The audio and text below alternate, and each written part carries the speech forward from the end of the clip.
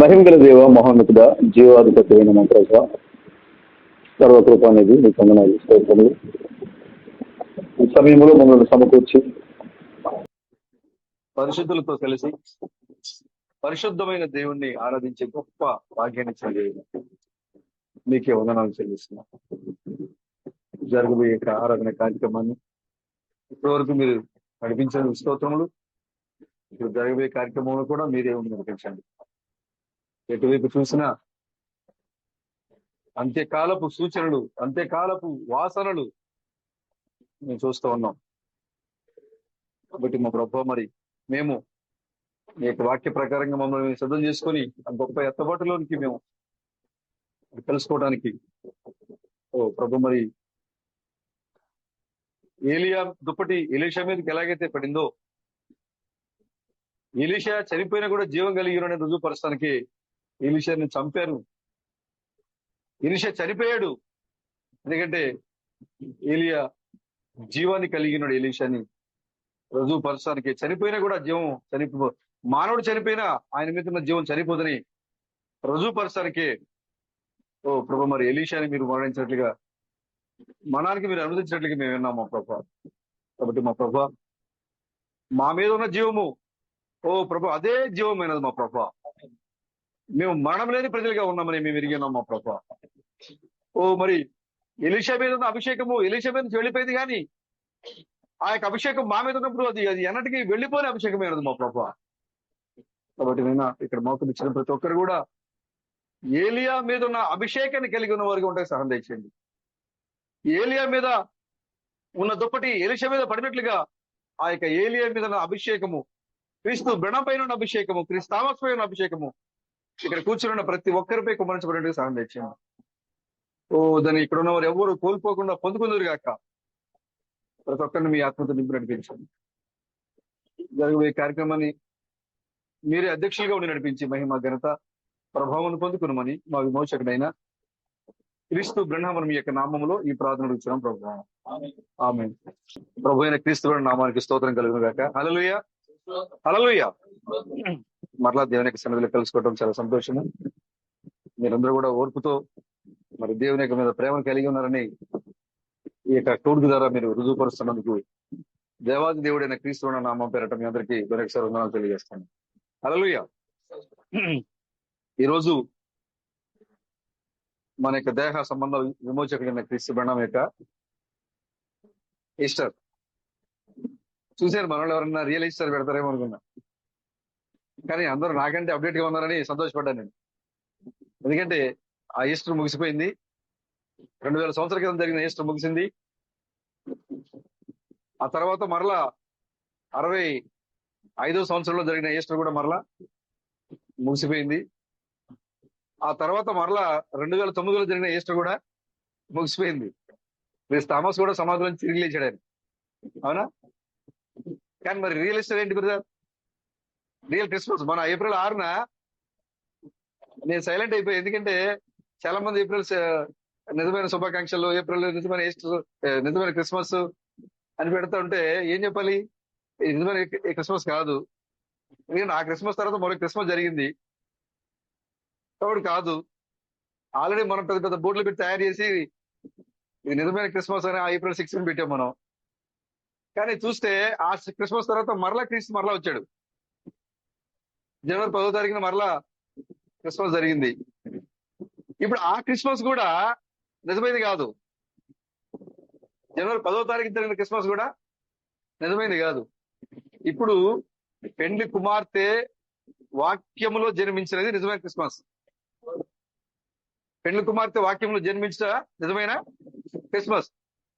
ఎప్పుడు జన్మించింది పెళ్లి కుమార్తె వాక్యములు అంటే 7 ముద్రలు ఎప్పుడైతే పగలగొట్టబడ్డాయో 1984 సంవత్సరంలో 7 ముద్రల యొక్క రహస్యము పెళ్లి కుమార్తెకి ఎప్పుడైతే ఇవ్వబడిందో అప్పుడు మనం పరిపూర్ణంగా వాక్యములో జన్మించాం. మనం క్రీస్తుని నిజంగా ఆ క్రీస్తు యొక్క ఆ యొక్క పేరుని, క్రీస్తుని పరిపూర్ణంగా ఎరిగి ఆ యొక్క వాక్యంలో మనం పరిపూర్ణంగా కొనసాగిపోవడం అనేది నిజమైన క్రిస్మస్ గా ఉంది. కాబట్టి మనకి నిజమైన క్రిస్మస్ ఎప్పుడంటే 1900 ఎప్పుడు బ్రదర్? 84 ఎప్పుడైతే ఉరుములకి రహస్యం బయలుపరచబడిందో అదే క్రిస్మస్. నిజమైన ఈస్టరు 84. ఎప్పుడైతే ఉరుము లెక్క రాసి బయలుపరచబడిందో అప్పుడే మరణాన్ని, పాతాళాన్ని, సమాధిని అన్ని కూడా మనం జయించాం మనం. అదే నిజమైన ఈస్టర్, అదే నిజమైన క్రిస్మస్. వాక్యాన్ని పరిపూర్ణంగా ఎరిగిన వారికి, పెళ్లి కుమార్తెగా ఎవరైతే ఉన్నారో, పెళ్లి కుమార్తె సంఘంలో ఎవరైతే రూపొందించబడుతున్నారో వాక్యంతో, వారు వాక్యాన్ని ఎప్పుడైతే గ్రహిస్తున్నారో అది వారికి నిజమైన క్రిస్మస్, నిజమైన ఈస్టర్ అయింది. దేవునికి స్తోత్రం కలుగును గాక. హల్లెలూయా. చూడండి, అబ్రహాము కూడా ఆది కాండంలో తన కుమారుడిని ఇస్సాకుని బలిగేయమని చెప్పారు దేవుడు. అప్పుడు అబ్రహాం ఏం చేశారు? ఇస్సాకుని గాడిద మీద కూర్చోబెట్టుకుని తన పరివారం తీసుకుని ఏం చేశారైనా తీసుకెళ్లారా? ఇస్సాకుని నడిపించుకుంటూ వెళ్ళాడు. మోరియా పర్వతం దగ్గరికి నడిపించుకుంటూ తీసుకువెళ్ళి అక్కడికి ప్రయాణం ఎన్ని రోజులు పట్టింది? ఎన్ని రోజులు బ్రదర్? బెయర్షెబా నుండి అబ్రహాం బయలుదేరి మోరియా పర్వతం వచ్చేసరికి 3 దినాల ప్రయాణం. ఈ 3 దినాలు మీరు ఎప్పుడు కూడా దేవుని యొక్క సంఖ్యను మీరు ఎప్పుడు కోల్పోవద్దు. మీరు దేవుని యొక్క గణితాన్ని మీరు ఫాలో అవ్వండి. మీరు వాక్యాన్ని పట్టుకోగలుగుతారు. దేవుని గణితాన్ని పట్టుకుంటే మీరు వాక్యాన్ని పట్టుకుంటారు. చూడండి, అబ్రహాము తన ఇంటి నుంచి బయలుదేరి 3 రోజులు ప్రయాణం చేసి 3వ రోజున తనతో పాటు వచ్చిన తన యొక్క పని వారిని మీరు ఇక్కడే ఉండండి అని వారిని అక్కడ ఆపేసి ఇస్సాకుని తీసుకుని ఎక్కడికి వెళ్ళాడు? పర్వతం మీదకి ఎక్కాడు.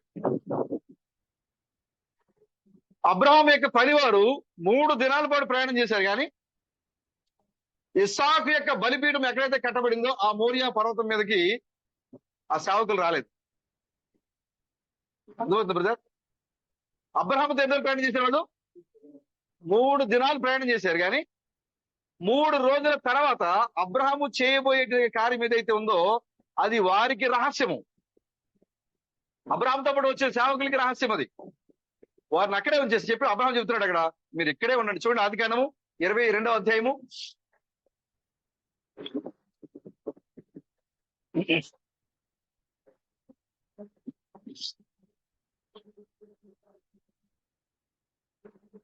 22వ అధ్యాయము బ్రదర్. ఓకే,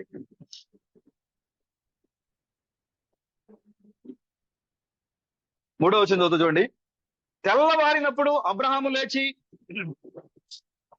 తన గాడిదకు గంత కట్టి తన పరివారంలో 2 తన కుమారుడుకు ఇస్సాకును వెంట పెట్టుకుని దహన బలి కొరకు కట్టెలను చీల్చి లేచి దేవుడు తనతో చెప్పిన చోటుకి వెళ్ళాను. 3వ నాడు, ఏ రోజున?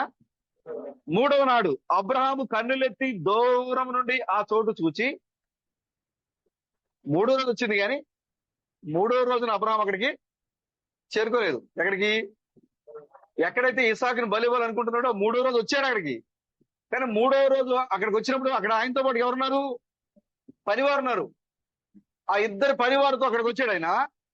కానీ దూరముగా ఉన్న పర్వతం మీద దూరంగా చూసి, ఆ దూరమును చూసి ఆ పనివారిని అక్కడే ఉండమని చెప్తున్నాడు ఆయన. అది 3వ రోజు. అది 3వ రోజు. 3వ నాడు అబ్రహాము కన్నులెత్తి దూరం నుండి ఆ చోటు చూచి తన పనివారితో, మీరు గాడిదతో ఇక్కడనే ఉండుడి. ఇప్పుడు వరకు అబ్రహాం యొక్క పరిచయం చేసిన వాళ్ళందరూ అక్కడే ఆగిపోతున్నారు. అబ్రహామును మోసుకొచ్చిన వాళ్ళు, ఇస్సాకును మోసుకొచ్చిన వాళ్ళందరూ కూడా అక్కడే ఆగిపోతున్నారు. మీరు ఇక్కడే ఉండండి. గాడిద మీరు ఇక్కడే ఉండండి. మీరు గాడిదతో ఇక్కడనే ఉండుడి. ఈ చిన్నవాడును అక్కడికి వెళ్ళి, అనగా అక్కడికి దేవునికి మొక్కి మరలా మీ వద్దకు వచ్చేదమని చెప్పి దహన బలికి కట్టెలను తీసుకొని తన కుమారుడు ఇస్సాకు మీద పెట్టి తన చేతితో నిప్పును కత్తిని పట్టుకుని పోయెను. ఆమేన్. చూసారా, ఇక్కడ అబ్రహాము 3 దినాలు ప్రయాణం చేశారు. 3వ దిన ప్రయాణంలో తన పనివారిని 2 తన గాడిదని అక్కడే ఉంచేసి, నేను పైకి వెళ్ళి దేవునికి మొక్కుని వస్తాను, మీరు ఇక్కడే ఉండండి అని వారికి చెప్పి ఆయన ఏం చేశారు? పైకి వెళ్ళాడు. చూడండి, అబ్రాహాముకు తెలుసు. దేవుడు అని చెప్పారు మొదటి వచనంలో అక్కడ, నీ కుమారుని ఇస్సాకుని నాకు బలిగా ఇవ్వు. అక్కడ చూడండి, రెండో వచనం చూడండి అక్కడ, నీవు ఒక్కడైన నీ కుమారుని అనగా నువ్వు ప్రేమించు ఇస్సాకును తీసుకుని మోరియా దేశంలోకి వెళ్ళి అక్కడ నేను నీతో చెప్పబో పర్వతములలో ఒక దాని మీద దహన బలిగా అతన్ని అర్పించమని చెప్పిను. ఆల్రెడీ దేవుడు చెప్పాడు కదా, నువ్వు ఆ పర్వతం మీదకి వెళ్ళి ఇస్సాకుని నాకు బలి ఇవ్వమని చెప్పాడు. ఇస్సాకుని బలి ఇవ్వడానికి అబ్రహాము కత్తి పట్టుకున్నాడు. అంతేకాకుండా బలి ఇచ్చిన తన కుమారుని ఏం చేయాలి బ్రదర్? ఎంత దారుణం కదా, ఎంత వేద, ఒక తండ్రికి ఇది ఎంత వేదనకరమైన కార్యం ఇది. లేక దేవుడే అన్నాడు, నీకు ఒక్కడై ఉన్న కొడుకుని తీసుకొని నేను చెప్పబోయే ప్రాంతానికి వచ్చి నువ్వు నాకేం చేయాలి? బలి అంటే మామూలు బలి కాదు, దహన బలి. ఇస్సాకుని బలిగా చేయటమే కాదు, ఇస్సాకుని కత్తితో తన యొక్క తలని ఛేదించడమే కాకుండా, రక్తాన్ని కార్చడమే కాకుండా ఏం చేయాలి? ఆ బాడీని తన చేతులతో కాల్చాలి, దహనం చేయాలి. ఒక తండ్రిగా అబ్రహాంకి మరి ఎంత వేదన ఉంటుంది కదా. కానీ అబ్రహాము దాన్ని చూడలేదు, కార్యాన్ని, పరిస్థితులు చూడలేదు అబ్రహాం. దేవుడు చెప్పారు, అబ్రహాము కత్తి, నిప్పు రెండు పట్టుకుని బయలుదేరాడు. అంతేకాకుండా 3 రోజులు ప్రయాణం చేశాడు. పనివారిని, గాడిదని అక్కడే ఉంచేశాడు. కొండ మీదకి వెళ్ళేటప్పుడు చెప్తున్నాడు పనివారితో ఏమనంటే, మీరు ఇక్కడే ఉండండి. ఏమన్నాడు? ఎంత విశ్వాసం చూడండి బ్రదర్. ఆయన విశ్వాసులు తండ్రి అంటే మామూలుగా ఎవరదని. మీరు ఇక్కడే ఉండండి, నేను ఈ చిన్నవాడు అక్కడికి పర్వతం మీదకి వెళ్ళి దేవుణ్ణి ఆరాధించి మళ్ళీ వస్తాను. చేతిలో ఏముంది బ్రదర్? ఎత్తుంది. ఇంకో చేతిలో ఏముంది? ఏమన్నాడు? మళ్ళీ వస్తాం. అబ్రాహం ఊరికే విశ్వాసులు తండ్రి అయ్యాడు బ్రదర్? లేదు బ్రదర్, తెలుసు అబ్రాహాంకి తనకు ఆరాధించే దేవుడు ఎంత గొప్ప దేవుడు అబ్రాహాంకి ఎరిగి ఉన్నాడు. తనకు వాగ్దానం చేసిన దేవుడు ఎంత గొప్ప దేవుడు అబ్రాహాం ఎరిగి ఉన్నాడు. అందుకోసమే నాకు అసలు బిడ్డలు పుట్టరు అనుకున్న సమయంలో నాకు కుమారుని ఇచ్చిన ఆ దేవుడు మరలా ఈ కుమారుడు నాకు తిరిగి ఇవ్వలేడా? ఇస్తాడు ఆయన. లోక సంబంధంలాగా, అయ్యా ఇక చిన్నోడికి మనతో రాడేగా, మీరు లాస్ట్ గా చూసుకోండి, చిన్నోడు పట్టుకుని ముద్దులు పెట్టుకోండి, ఏడవండి అని చెప్పాడా? చెప్పలేదు. మీరు ఇక్కడ ఉండండి, మేము పైకి వెళ్ళి ఆరాధన చేసి మళ్ళీ వస్తాం. ప్రభుకి స్తోత్రం కలండి కాక. ఉపమానముగా ఆయన వెళ్ళాడు పైకి. ఇస్సాకు అడుగుతున్నాడు, కృష్ణ గారు యెహోవా ఈరే భాగంలో ఆయన చాలా చక్కగా ఈ యొక్క ఉదంతాన్ని అంతా కూడా ఆయన ఎక్స్ప్లెయిన్ చేశారండి. ఆయన వెళ్ళేటప్పుడు ఆ యొక్క ఇస్సాకు యొక్క జుట్టు, పొడవైన జుట్టు ఆ తల మెడ మీదకి వేలాడుతుంది. ఆ జుట్టులోంచి ఇస్సాకు యొక్క నల్లని కళ్ళు బయటకు కనబడుతూ ఉన్నాయి. ఆ జుట్టు తనక పెరిగిపోయిన కళ్ళలోంచి, ఆ జుట్టులోంచి కళ్ళు బయటికి కనబడుతూ ఉన్నాయి. నల్లని గుడ్లు అట్టి తిరిగి బలి కోసం ఎదుగుతూ ఉన్నాడు ఇస్సాకు. ఎటువైపు చూసిన బలి కనబట్టలేదు. తండ్రి చేతిలో ఏముంది? ఎత్తుంది, నిప్పుంది. అప్పుడు అంటున్నాడు, తండ్రి నిప్పుంది, కత్తుంది, బలేది. స్పష్టంగా చెప్తున్నారు. ఇస్సాకు యొక్క నల్లని కన్నులు తన జుట్టులోంచి అటు ఇటు వెదగడం ప్రారంభించింది. దేనికోసం అంటే బలి కోసం. ఎక్కడ ఉంది బలి? అప్పుడు అబ్రాహాం అన్నాడు, యెహోవా ఈరే, ఆయన బలిని ఆయన చూసుకుంటాడు. ఆమేన్. ప్రభుకి స్తోత్రం కలగాక. అబ్రాహాం వెళ్ళిపోయాడు, బలిని సిద్ధం చేశాడు. అక్కడ బలిపీఠాన్ని కట్టాడు ఆయన. ఎక్కడ కట్టాడు ఆయన? మోరియా పర్వతం పైన బలిపీఠం కట్టాడు ఆయన. ఎన్నో రోజున? 3వ రోజు. అప్పుడు ఇస్సాకుని తీసుకుని వచ్చి 2 చేతులు వెనక్కి కట్టి దాని మీద పడుకోబెట్టాడు. ఇస్సాకు అర్థమైపోయింది, ఆ బలి ఎవరో కాదు, నేనే. 3 రోజు మా రోజే వెళ్ళి అక్కడికి వెళ్ళి ఇస్సాకుని ఏం చేశారు? పడుకోబెట్టి బలి మీద చేతులు వెనక్కి కట్టి చేతిలో ఉన్న ఖడ్గాన్ని పైకెత్తాడు. పైకెత్తినప్పుడు పరలోకం దూత స్వరం చెప్తా ఉంది, అబ్రాహాం నీ కుమారుని బలిగా ఇవ్వద్దు. నువ్వు దేవుని ఎంత ప్రేమిస్తున్నావో దీన్ని బట్టి అర్థమవుతుంది అని చెప్పినప్పుడు వెంటనే ఆ అడవిలో పొదల్లో కొమ్ముల్లో చిక్కబడినటువంటి ఒక ఒక గొర్రె అక్కడ బలి కనపడింది. అక్కడ వెంటనే అబ్రాహాం ఏం చేశారు? దాన్ని తీసుకుని వచ్చి బలి ఇచ్చాడు. రెండవ మారు మరలా ప్రత్యక్షమైన దూత మోరియా పర్వతం మీద అబ్రాహాంకి దూత 2 సార్లు ప్రత్యక్షమైంది. మొదటిసారి ఆ పొదల్లో చిక్కబడిన గొర్రె పిల్లను చూపించింది. రెండవసారి నీ యొక్క సంతానము, నువ్వు దేవునికి నీ కుమారుడి బలిగా ఇవ్వడానికి నువ్వు వెనకాడలేదు కాబట్టి దేవుడు నీకు వాగ్దానం చేసినటువంటి వాగ్దానం ప్రకారంగా నీ సంతానము ఓ ఇసుక రేణువులను ఆకాశ నక్షత్రాల వల్లే విస్తరించబోతుంది. అంతేకాకుండా నీ సంతానము ఓ ప్రతి శత్రువు యొక్క గౌనిని స్వాధీనపరుచుకుని పోతుంది అని రెండవ మారు ప్రత్యక్షమైనప్పుడు దూత మాట్లాడుతాం. ఇప్పుడు మనం అందరం కూడా ఈ 3 దినాల పాటు ప్రయాణం చేసి మనం ఇక్కడికి వచ్చాం. మోరియా పర్వతం మీదకి వచ్చాం. మనం ఇప్పుడు మనం ఎక్కడున్నాం అంటే మోరియా పర్వతం దగ్గరికి వచ్చాం. ఈ పర్వతం దగ్గరికి అనేక మంది మనతో పాటు ప్రయాణం చేసుకుంటూ వచ్చారు. ఈ పర్వతం దగ్గరికి అనేక మంది మనతో పాటు ప్రయాణం చేసుకుంటూ వచ్చారు. కానీ ఇస్సాకు యొక్క బలిపీఠం దగ్గరికి ఒక అబ్రహాం మాత్రమే వచ్చాడు. మిగతా వాళ్ళు ఎవరు కూడా రాలి అక్కడికి. ఇప్పటి వరకు మనతో పాటుగా అనేక సహోదరులు వచ్చారు అక్కడికి. కానీ వాళ్ళందరూ కూడా ఆ పర్వతానికి దిగు భాగంలో ఆగిపోయారు వాళ్ళు. కానీ మనం ఎక్కడికి వెళ్ళామంటే ఇస్సాకు యొక్క బలిపీఠం ఎక్కడైతే ఉందో ఆ బలిపీఠంకి మనం వెళ్ళాం. మోరియా పర్వతం మీదకి ఆ బలిపీఠాన్ని నిర్మించి, మోరియా పర్వతం అనగా నేడు సొలొమోను మందిరం ఉన్న పర్వతమే. సంహారపు దూత దావీదుకి కలిసిన ఆ పర్వతమే. వర్ణాని కాలమే ఆ పర్వతమే. ఏదైతే ఇస్సాకుని ఉపమానంగా అబ్రహాం బలిగా ఇచ్చాడో అదే స్థలంలో దేవుడు పునాదిని వేసి తన కొరకు మందిరం నిర్మించుకున్న ఆ పర్వతం అది. ఇప్పుడు ఈ పర్వతంలో మనము ప్రయాణం చేసి 3వ దినమున మనం ఇక్కడికి వచ్చాం. హల్లెలూయా. 2009లో నిజమైన ఇస్సాకు మోరియా పర్వతం మీద బలిగా చేయబడ్డాడు. హల్లెలూయా. 2009 అనగా ఎన్నో రోజు అది? 3వ రోజు. 3 దినాల ప్రయాణం అది. ఇస్సాకు బలిగా చేయబడ్డ సంగతి ఉపమానముగా ఇస్సాకు బలిని మరలా అబ్రహాం అంటాడు. ఎబ్రీ పత్రికలో పౌలు చెప్తాడు, అబ్రహాం తన కుమారుని బలిగా ఇచ్చి ఉపమానముగా తను అతను ఏం చేశాడు? పొందుకున్నాడు. ఈ విషయం అబ్రహాం మాత్రమే తెలుసు. కింద తన యొక్క పని వారికి తెలియదు. ఇప్పుడు యేసు క్రీస్తు మరలా ఈ చివరికాల సమయంలో మరలా వచ్చారు. మొదటిసారి పరిచర్యలో ముద్రలు పగలగొట్టారు. రెండోసారి పరిచర్యలో మరలా ఉరుములేక రహస్యాన్ని బయలుపరిచారు. నీ కొరకు నా కొరకు ఆ విమోచనలో భాగమయ్యారు అనే విషయము ఆ ఇస్సాకు యొక్క బలిపీఠం దగ్గర ఎవరైతే ఉన్నారో వారికి మాత్రమే తెలుసు.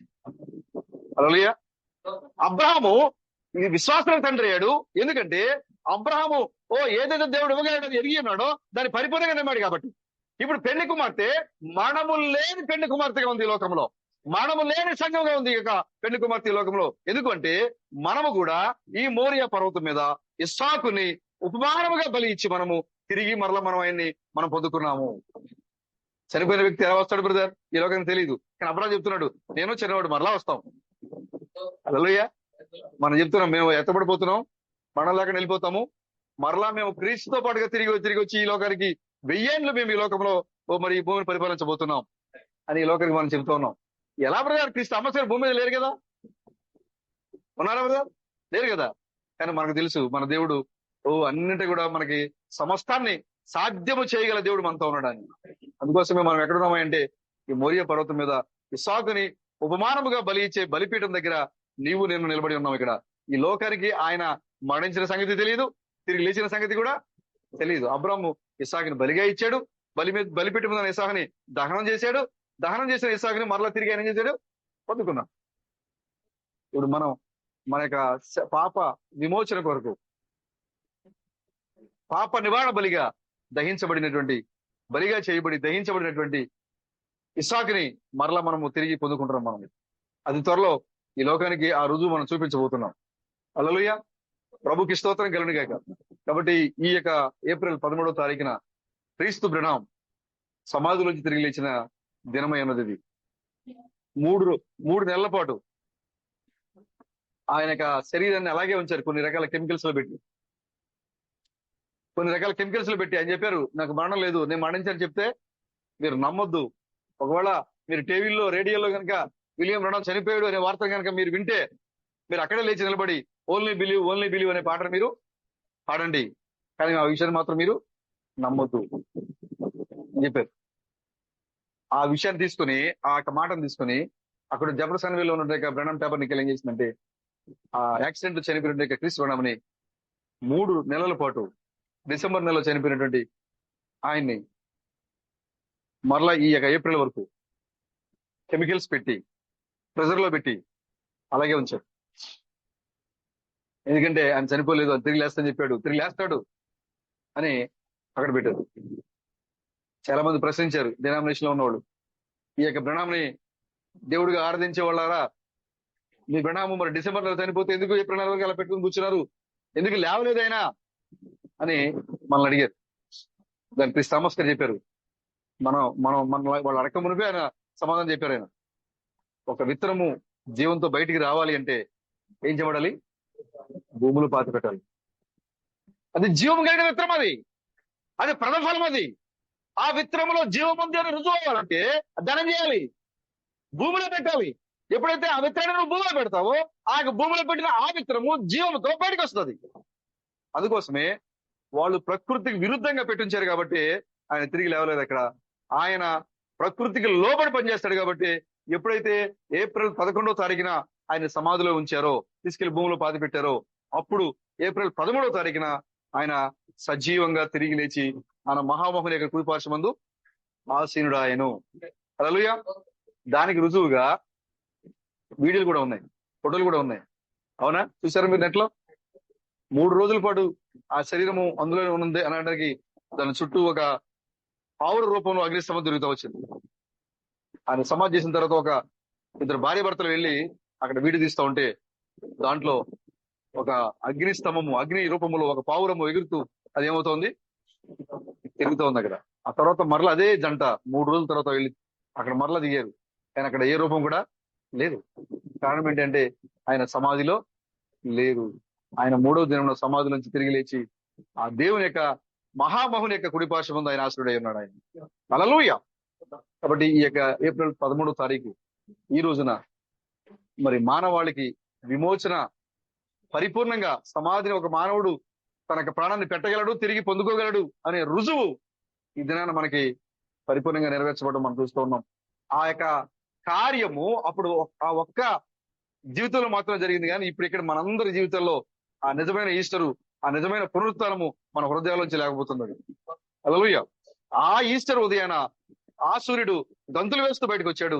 ఓ దేవుడు జీవంతో బయటికి రాబోతున్నాడని ఆ ఈస్టర్ ఉదయాన ఆయన, ఆ సూర్యుడు, చంద్రుడు, నక్షత్రాలు జీవంతో గంతులు వేస్తూ బయటకు వచ్చారు. ఈ ఈస్టర్ ఉదయాన అలాగే మరలా మనమందరం కూడా ఇప్పుడు గంతులు వేస్తూ వచ్చాం మనం. ఎందుకంటే ఆయన సమాధిలో లేడు, ఆయన తిరిగి లేచి ఈ లోకానికి వచ్చాడు ఆయన. హల్లెలూయా.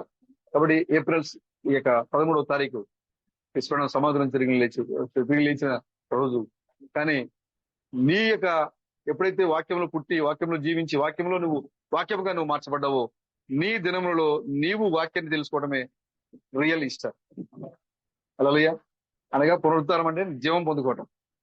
నువ్వు ఎప్పుడైతే జీవాన్ని పొందుకున్నావో నీ జీవితంలో రియల్ ఈస్టర్, నీదే ఇప్పుడు రియల్ ఈస్టర్. నువ్వు జన్మించడమే రియల్ క్రిస్మస్. కాబట్టి ఇప్పటి వరకు మరి దేవుడు మరి అందరినీ మందబడి తీసుకుని వచ్చాడు, కానీ ఆ బలిపీఠం మాత్రం అబ్రహాం ఒక్కడే ఉన్నాడు.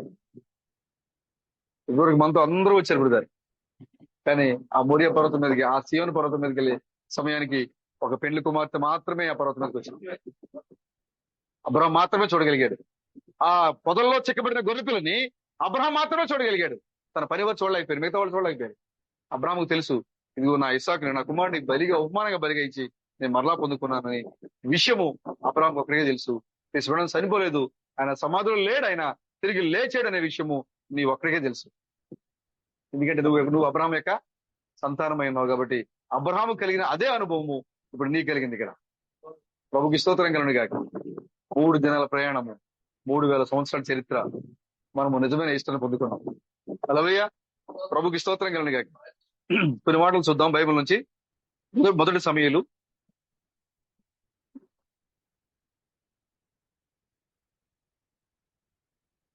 2-3 చోట్ల నుంచి లేఖనం నేను చదువుతాను, చూడండి. మొదటి సమయాలు పేజ్ నెంబర్ 240.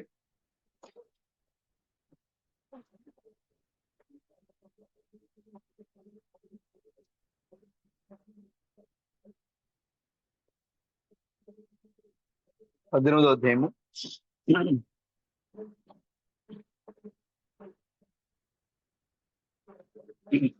పద్దెనిమిదో అధ్యాయము 10 నుండి నేను కొన్ని చోట్ల నుంచి చదువుతాను, చూడండి. మరునాడు దేవుని యొద్ద నుండి దురాత్మ సౌలు మీదకి బలముగా వచ్చినందున అతడు ఇంటిలో ప్రవచించుచుండగా దావీదు మునుపటిలాగున వీణ చేత పట్టుకుని వాయించెను. ఒకప్పుడు సౌలు చేతిలో ఒక ఈటె ఉండగా దావీదును పొడిచి గోడకు బిగించుదరనుకుని సౌలు ఆ ఈటెను విసిరెను. అయితే అది తగలకుండా దావీదు 2 మార్లు తప్పించుకునేను. ఆమేన్. యెహోవా దావీదును విడిచి యెహోవా తనను విడిచి దావీదునకు తోడైనట్టు చూచి సౌలు దావీదునకు భయపడెను. కాబట్టి సౌలు అతని తన యొద్దనుండగా సహస్రాధిపతిగా చేసెను. అతడు జనులకు ముందు వచ్చుచూ పోవుచుండెను. మరియు దావీదు సమస్త విషయంలో సుబుద్ధి కలిగి ప్రవర్తింపగా యెహోవా అతనికి తోడుగా ఉండెను. దావీదు మిగుల సుబుద్ధి గలవాడై ప్రవర్తించుట సౌలు చూచి మరి అధికముగా అతనికి భయపడెను. ఆమేన్. అదేవిధంగా 18వ వచనం, అదే 17వ వచనం. సరే, కంటిన్యూ చేసేద్దాం 16 నుంచి. ఇశ్రాయేలు వారితోనూ యూదా వారితోనూ దావీదు జనులకు ముందు వచ్చుచు పోవుచు ఉండ చేత వారు అతనిని ప్రేమింపగా సౌలు నా చేయి వాని మీద పడకూడదు, ఫిలిష్తీల చెయ్యి వాని మీద పడునుగాక అనుకుని దావీదు నా పెద్ద కుమార్తె అయిన మేరాబును నీకిత్తును, నీవు నా పట్ల యుద్ధశాలివై ఉండి యెహోవా యుద్ధములను జరిగింపవలెను అని నేను. అందుకు దావీదు రాజునకు అల్లుడగుటకు నేను ఎంతటి వాడను, నా స్థితి అయినను ఇజ్రాయేలీలో నా తండ్రి కుటుంబమైనను ఏ పాటదని సౌలుతోనెను. అయితే సౌలు కుమార్తె అయిన మేరాబును దావీదునకు ఇయ్యవలసి ఉండగా సౌలు ఆమెను మహోలతీయుడైన అద్రియేలుకిచ్చి పెళ్లి చేసెను. అయితే తన కుమార్తె అయిన మీకాలు దావీదు మీద ప్రేమ కలిగి ఉండగా సౌలు విని సంతోషించి ఆమె అతనికి ఉరిగా ఉండునట్లు ఫిలిష్తీయుల చెయ్యి అతని మీద ఉండునట్టును నేను ఆమెను అతనికి ఇత్తుననుకుని ఇప్పుడు నీవు మరి ఒకదాని చేత నాకు అల్లుడు వగదు అని దావీదుతో చెప్పి తన సేవకులను పిలిపించి మీరు దావీదుతో రహస్యముగా మాట్లాడి రాజు నీ యందు ఇష్టము కలిగి ఉన్నాడు, అతని సేవకులందరూ నీ ఎడల స్నేహముగా ఉన్నారు, కాబట్టి నీవు రాజునకు అల్లుడు కావాలని చెప్పవలనని ఆజ్ఞ ఇచ్చెను. సౌలు సేవకులు ఆ మాటలను బట్టి దావీదుతో సంభాషింపగా దావీదు నేను దరిద్రుడినై ఎన్నిక లేని వాడినై ఉండగా రాజునకు అల్లుడగుట స్వల్ప విషయమని మీకు తోచునా అని వారితో అనగా సౌలు సేవకులు దావీదు పలికిన మాటలు అతనికి తెలియజేసింది. అందుకు సౌలు ఫిలిష్తీయుల చేత దావీదును పడగొట్టవలనన్న తాత్పర్యము గలవాడై రాజు ఓలిని కోరక రాజు శత్రువుల మీద పగ తీర్చుకునే వాళ్ళని ఫిలిష్తీయుల 100 ముందోళ్లు కోరుచున్నాడని దావీదుతో చెప్పడను. ఆమేన్. అదేవిధంగా 2వ సమూయేలు 3వ అధ్యాయం 14వ వచనం. మరియు దావీదు సౌలు కుమారుడు ఇష్బోషెతు వద్దకు దూతలను పంపి ఫిలిష్తీయులలో 100 మంది ముందోళ్లను తెచ్చి నేను పెండ్లి చేసుకున్న మేకాలను నాకు అప్పగింపమని చెప్పుడనగా. ఆమేన్. చిన్న ప్రార్థన చేసుకుందాం. మహాపరిశుద్ధుడా, మహోన్నతుడా, జీవం కలిగిన మా దేవుడా, మీకు వందనాలు. ఈ సమయంలో కొన్ని పరిశుద్ధ లేఖలు మేము చదివి ఉన్నాం మా ప్రభా.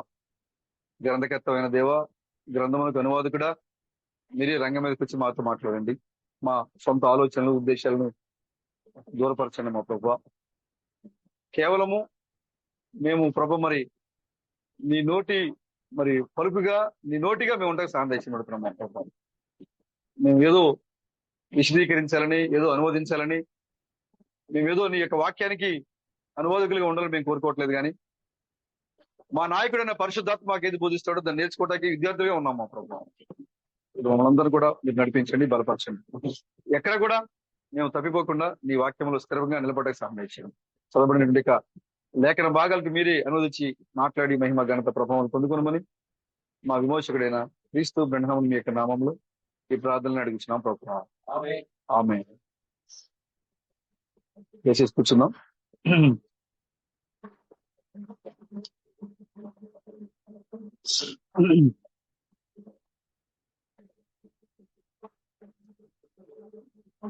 మహాప్రభువును మన యొక్క విమోచకుడైన క్రీస్తు బ్రహ్మం నామమునకు ఇప్పుడు ఎల్లప్పుడు నిత్యము స్తోత్రము కలుగును గాక.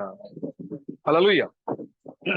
చదవబడినట్టు లేఖన భాగం నుండి దావీదును అవమానపరిచిన మీకాలు అని చిన్న అంశం. దావీదును హీనపరిచిన మీకాలు, దావీదుని హేళన చేసిన మీకాలు. చూడండి, దావీదు తన యొక్క తండ్రి ఇంటిలో 8వ కుమారుడిగా ఉన్నాడు. 8వ కుమారుడిగా ఉన్న దావీదు సౌలుకి దురాత్మ వస్తా ఉంది. సౌలుకి దురాత్మ వచ్చినప్పుడు సౌలుపై ఉన్న దురాత్మ పోవాలి అంటే దావీదు యొక్క సితారా మోగాలి. ఏం మోగాలి?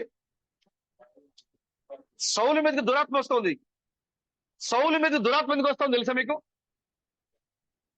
సౌలు దేవుని ఆత్మచేత నింపబడిన సౌలు, ప్రవక్తలలో ఒకరిగా పిలువబడిన సౌలు, ఉన్నాడేమో అనంతగా ప్రవచించిన సౌలు, సౌలు పైకి ఏమొస్తుంది? దురాత్మ వస్తూ ఉంది. ఎందుకు వస్తుంది బ్రదర్?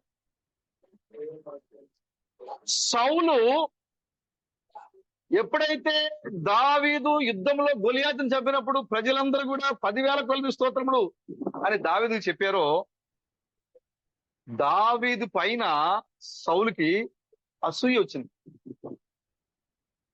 ఈ అసూయే దురాత్మ. మీకు తెలుసా? దురాత్మ అంటే ఏదో మీ మీద వచ్చి దెయ్యం కాదు అది. మీలో అసూయ ఏంటది? దురాత్మ. సతీష్ గారు నాకంటే మంచి డ్రెస్ వేసాడు, నాకంటే మంచి పడుకున్నాడు, నాకంటే మంచి ఇల్లు కట్టాడు, నాకంటే బాగా మాట్లాడుతున్నాడు, లేదా నాకంటే ఎక్కువగా ఏదో చేస్తున్నాడు అని ఎప్పుడైతే నేను ఆయన మీద టార్గెట్ చేశానో, సౌలు మీద దిగి వచ్చిన దురాత్మ నా మీద కూడా దిగి వస్తుంది. అదే అసూయ. దావీదు ఎప్పుడైతే ప్రజలందరూ కూడా మెచ్చుకుంటున్నారో, బైబిల్ చెబుతోంది దావీదు యొక్క ప్రవర్తన ఎలాంటిదంట? సుబుద్ధి గలవాడంట. దావీదు ఎలాంటి వాడు?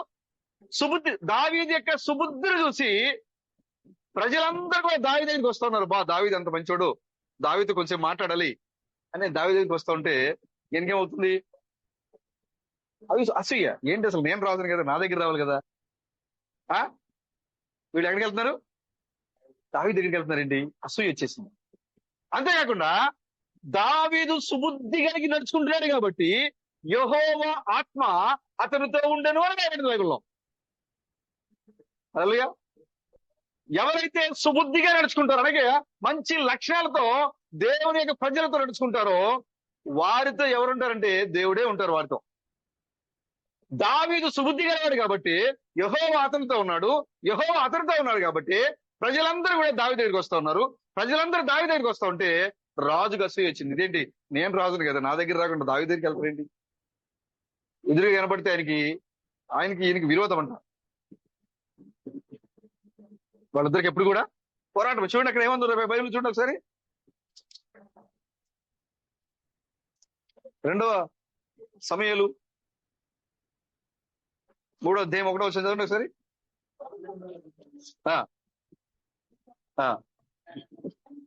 ఏంటంట? ఎవరు బ్రదర్ వీళ్ళిద్దరు? శత్రువులా? వీళ్ళిద్దరు ఎవరు? సౌలు ఆపదలో ఉన్నాడు. సౌలు తన రాజ్యం మీదకి భయంకరమైన శత్రువులు వస్తే ఎలా జయించాలో తెలియక రోజుల తరబడి యుద్ధ భూమిలో ఉన్నాడు. ఆ ఆ యొక్క శత్రువుని ఆయన ప్రగల్భాలు చెబుతున్నాడు, నన్ను నా సైన్యం అంతటి కాదు, నన్ను ఒక్కడిని మీరు జయించండి, నా సైన్యం మీకు లోబడిపోతుందని కేకలు పెడతా ఉన్నాడు. అలాంటి ఆపదలో ఉన్న సౌలుకి ఎవరు అనగా నిలబడ్డారు బ్రదర్? కానీ ఇక్కడ ఏం చెప్తుంది బైబిల్? ఆపదలో సహాయం చేస్తే, ఆపదలో ఆదుకుంటే, రాజు ఓడిపోకుండా రాజు యొక్క గౌరవాన్ని నిలబెడితే, రాజు యొక్క చిరకాల శత్రువుని ఎన్నటికీ ఓడించలేము అని భయపడుతున్నటువంటి శత్రువుని దావీదు మట్టు పెడితే, చంపితే సౌలు ఏం చేయాలి? మెచ్చుకోవాలి. ఆల్రెడీ చెప్పాడు, అనౌన్స్ చేశాడు, నా కుమార్తె నుంచి పెళ్లి చేస్తా, రాజ్యంలో కొంతమందికి ఇస్తా అని చెప్పాడు. కానీ దాన్ని చేయాల్సిన దానికి బదులుగా ఏమొచ్చింది దానికి? దావీదుకి మరియు ఏమంటే పడుతుందా?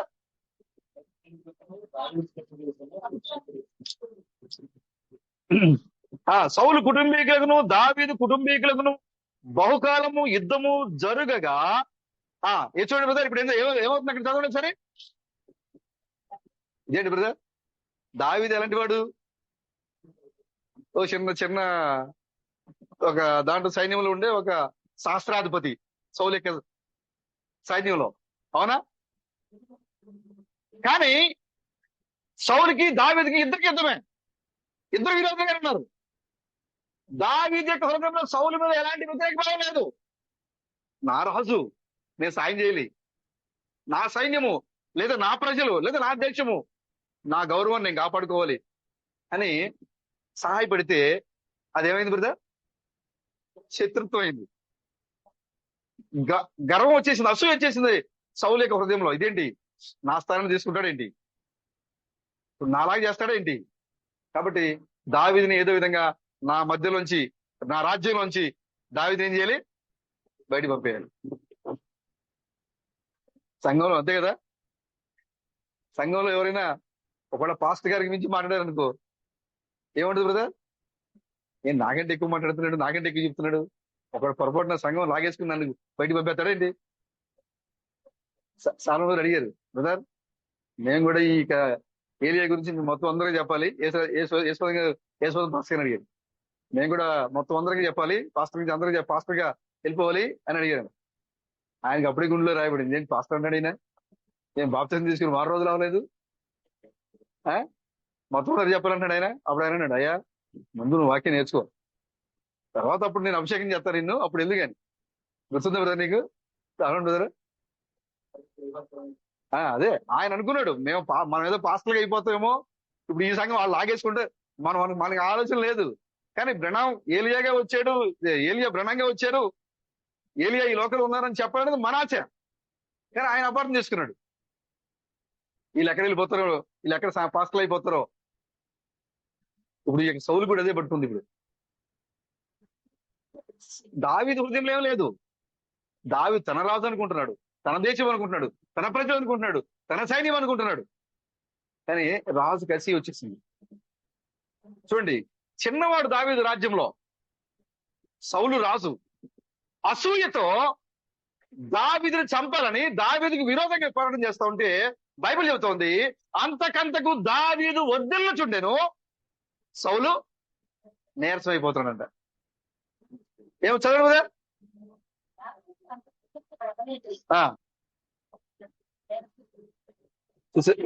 చాలు నేరసిల్లిపోయారు. ఎందుకని?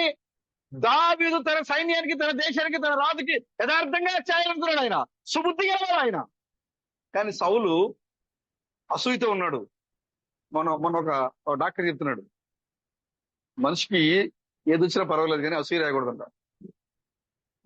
మీకు అప్పుడు కాల్షియం మొత్తం తినేస్తుంటది అసూయ, తెలుసా మీకు?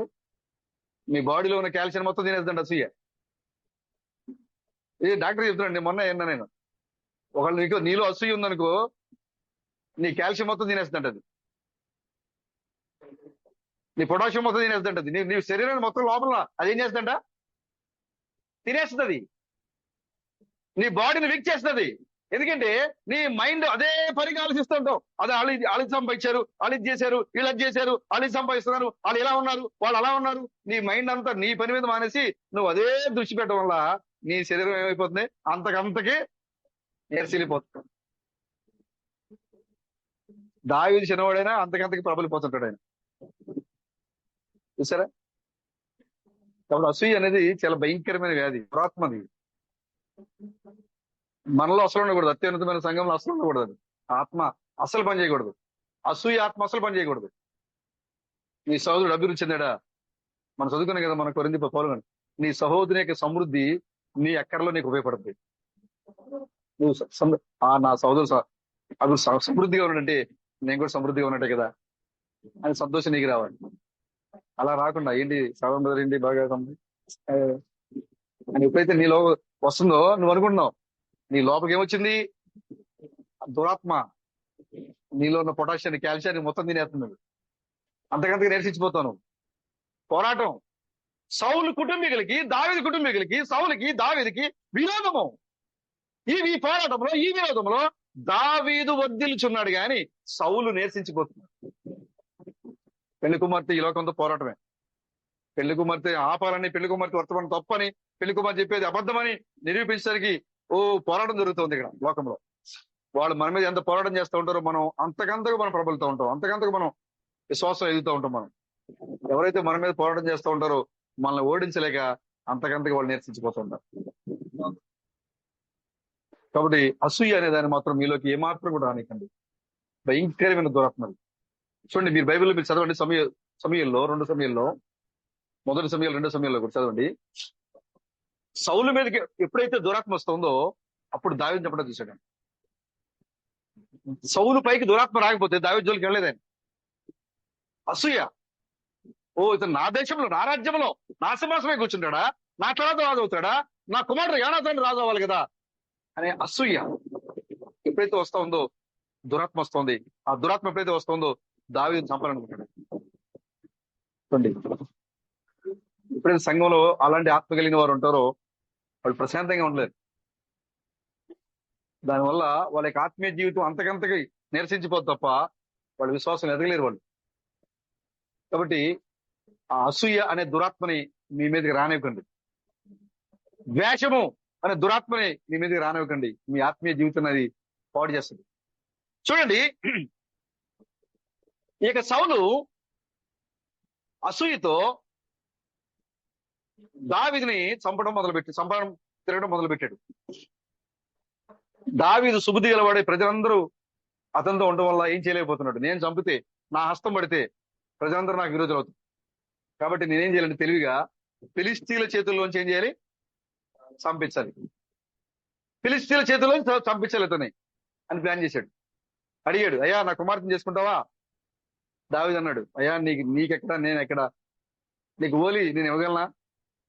నేను ఓలి అంటే ఏంటి బ్రదర్? కట్నం. ఇప్పుడు ఆడవాళ్ళు పురుషులకి ఇస్తున్నారు, కానీ ఆ రోజులు ఏం చేయాలి?